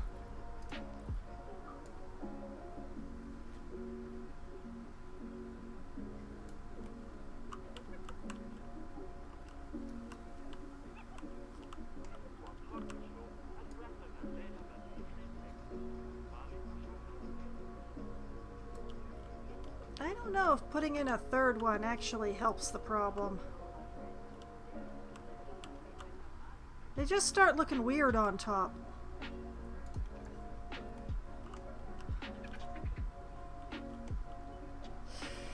No, the second one...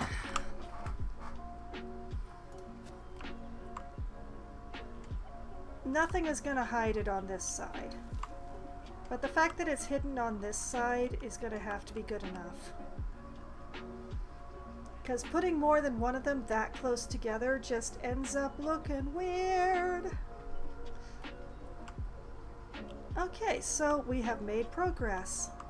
There has been some decor going in around the hyenas.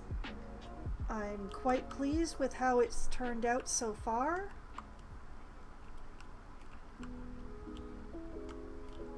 I'm gonna have to do something with this area. Probably just extend the ground cover from here over here. Yeah, that would probably make the most sense. I need a fence. I'm gonna put that on the list.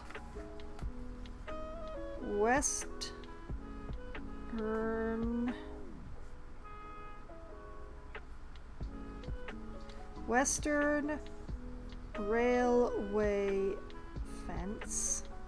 I will find a nice fence. Possibly I will grab from the collection that I moved down there. Possibly I will just grab a pre-made. Possibly I will have a minor mental break and make my own again. But we'll find out. Even I don't know the answer to that one yet.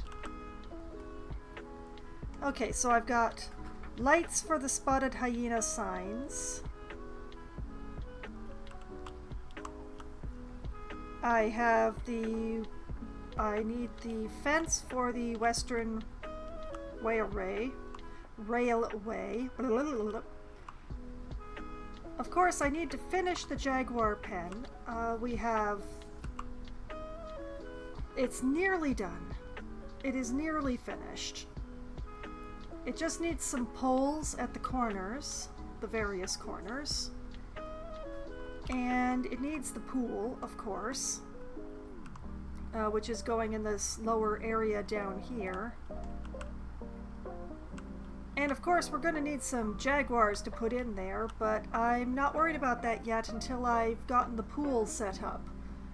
I will probably start looking for jaguars next time I stream Planet Zoo, but I'm not going to worry about looking for them just yet.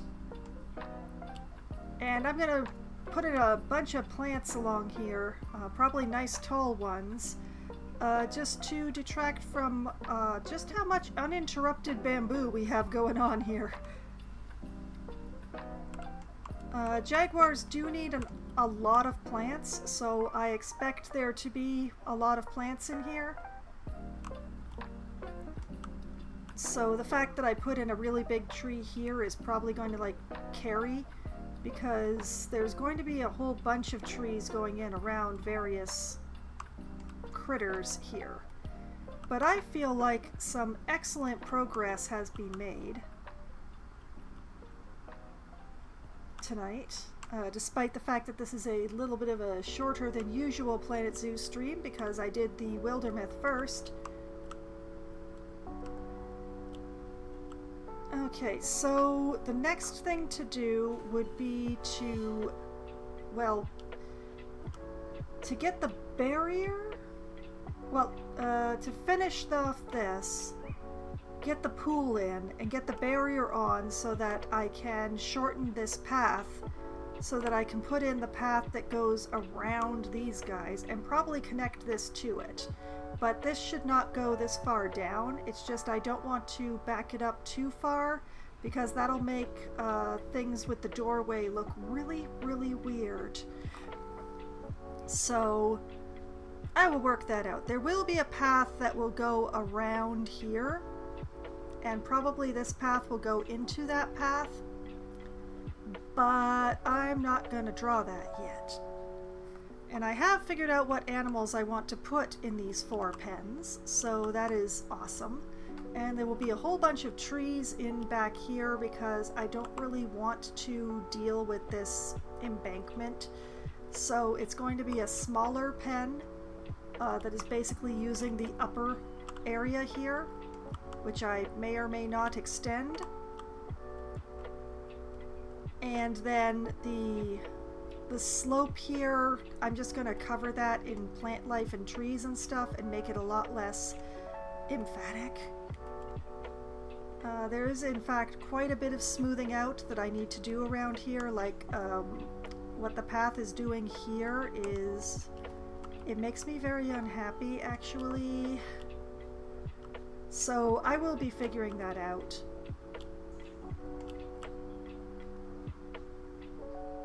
And I don't know that I'm going to be extending the zoo further this way on this side of the train tracks.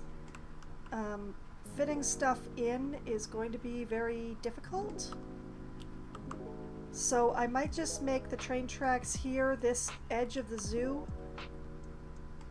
Simply because it's, well, A, the slope goes up quite sharply here, and B, it's gonna be a little difficult getting stuff to fit into the sliver that I'm going to be allowing myself if I continue there.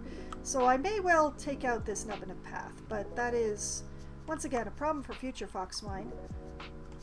This is going to be an oblong, so that's going to need to be terraformed and fixed. There's quite a bit of terraforming that needs to be done around here still, but you know, progress is being made. The Jaguar pen is much larger than it needs to be, so I have lots of room for the water, which is great. And I will look up exactly how much water I need next week when I stream again on Planet Zoo here. And probably do a bit more terraforming. There's kind of a lump right here. I don't like that lump. I think I would like for things to be a smoother slope if I can manage that. But we'll see. So, progress. Always progress. I'm going to look in this direction because I love those mountains. And I am going to save here manually for the first time tonight. Oh boy, we've been living on the edge without these saves. And this is where I'm going to call it a night on Planet Zoo. So it hasn't been the longest Planet Zoo stream, but I still got a respectable amount of stuff done. And honestly, I did not expect to finish the majority of the jaguar pen this stream, so I'm really quite pleased that I got as far as I did. And you know, if you are intrigued by my zoo and all the things that I flew over in the course of this, well, good news. You can find my previous streams archived on my YouTube channel, which I have just linked to in the chat. There is a playlist there for Planet Zoo, so you can watch the Nocturne Zoo grow from its first beginnings as a Halloween zoo with a castle that was much too small that later got expanded, and as I added each animal in their turn as I went through, and all of that glorious stuff, all right there in the playlist. Or, you know, you can look up Wildermyth from earlier this evening. There is also a playlist for that there. There's been a little bit of, let's call it jankiness with getting videos up on the YouTube channel. There was a heat wave and I was not encoding videos during the heat wave. I forgot to pause my zoo and a fox escaped while I was doing my outro. And that is spectacular. Would you pause, please? Thank you. Okay, so there is also my previous streams of Wildermyth up on there, as well as any other game that I have streamed twice or more. There's a playlist. Or you can go shuffling through for anything that I have only streamed once. Good luck. That's how that goes. But, you know, if you prefer to see me live, good news. I will be back again on Wednesday night. At approximately 7:15 or so, when we get enough people together to form a game, I will be playing either Among Us or 100% Orange Juice, or maybe even Scribble It with my friends, depending on how many people show up. 100% Orange Juice is the game that we play when we have the smallest number of people, because it is 4 players or less. It is a board game that is basically Anime Mario Party, except that not everyone's powers are dice related, and there's over 100 of them. Maybe. There might be 100 of them. There's so many of them I have lost count. It's chaotic madness that we have a lot of fun with. We play Among Us when we have the largest number of people, but you know, if we have too many people for 100% Orange Juice, but not quite enough for Among Us, that's when we pull out Scribble It, which is a Pictionary game where one person draws, everyone else tries desperately to remember the spelling of what they think that person is drawing, and whoever has the largest number of points at the end of 3 rounds wins the game. And then around 10:15 or 10:20 or so, sometimes even 10:30, when my friends abandon me because they claim they have to sleep at night in order to be able to work in the morning, well, that's when I pull out my solo game of Valheim, where I crash around and do my best. What am I trying to do my best at right now? Taming wolves. I have trapped some wolves in a taming pit, and I've been throwing meat at them and hanging around until they realize that I'm the person the meat is coming from and therefore love me. Then, once the wolves are tamed, I will be taking them back to my base, where I built a beautiful barn for them, installing them in said barn, and then I will be out of excuses to not go to the plains. So I will be doing all of those things in Valheim, probably not all of them in the same stream, because quite honestly I have no idea how long it takes to tame wolves. I just don't know. That is a really terrible time for an ad break. Thank you very much, Moobot. I will attempt to keep babbling for a whole minute, but you know, I don't know that I think I have the wolves maybe around half tamed, but I don't know how much longer it's going to be. So I'm going to just keep going back to them until I get pink hearts instead of yellow hearts, and hope for the best. I have been doing a lot of prep before going to the plains because I do worry just a little bit about how strong everything is on the plains. But once I have a regular source of wolf meat and therefore can be using it as my HP food and my SP food, my stamina food, hopefully that will help. And I hope that I have babbled for a minute now, because that means the next stream after Wednesday is on Thursday night starting at 8 p.m. Eastern Time. I will be playing Oxygen Not Included for Try Not to Die Thursday. I will be heading back into the mid-game of Oxygen Not Included, where I belong, apparently. In the mid-game, I am trying to cool down some water so that I can enter the end game. For me, I consider the end game to be manufacturing plastic, because once I can start manufacturing plastic at a reasonable speed, that means that I will finally be able to go to space. And I am trying for the space victory in Oxygen Not Included. So I'm going to be trying very hard for working my way towards the end game in Oxygen Not Included, and putting out any fires that happen along the way and cooling all the water. So much water needs to be cold. The water is not cold. Why is the water so hot? I will deal with that. Then, next Sunday night, starting at 9 p.m. Eastern Time, I will be crashing into Baldur's Gate 3 again, where I will be continuing to mess around in the suburbs of Baldur's Gate and not actually setting foot in the city, because that's just the kind of person that I am. So I'm going to be attempting to get to Worms Crossing from the suburbs that I'm in now, whose name has just entirely slipped my mind. Riverside? Riverton? Riverdiver? I do not remember. But I'm in one suburb and I'm trying to get into the next one, but there are soldiers in the way. I'm hoping the fact that I have a party of at least 3/4 Baldurians? I'm not sure how it's pronounced. I've seen it written down, but nobody's ever said it. Citizens of Baldur's Gate in my party that will be able to carry the person who is a big question mark on whether or not they're a citizen, but who has done nothing wrong, darn it. Hopefully we'll be able to get through the gates through, just being who we are. I hope, I pray. And we'll see.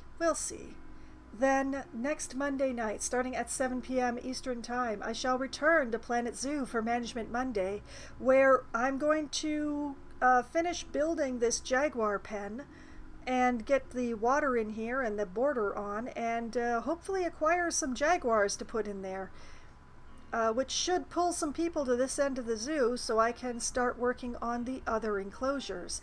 So, that is the plan for all the games, and the schedule for the upcoming week, and the games that I'm going to be playing on schedule. So all of those glorious, wonderful things. And the plans are grand, but I work at them one step at a time, and eventually I get where I'm going. And I have a lot of fun doing it, and I have had so much fun tonight, and I hope that all of you have had at least as much fun as I have, and I hope that you all have a great night. Good night.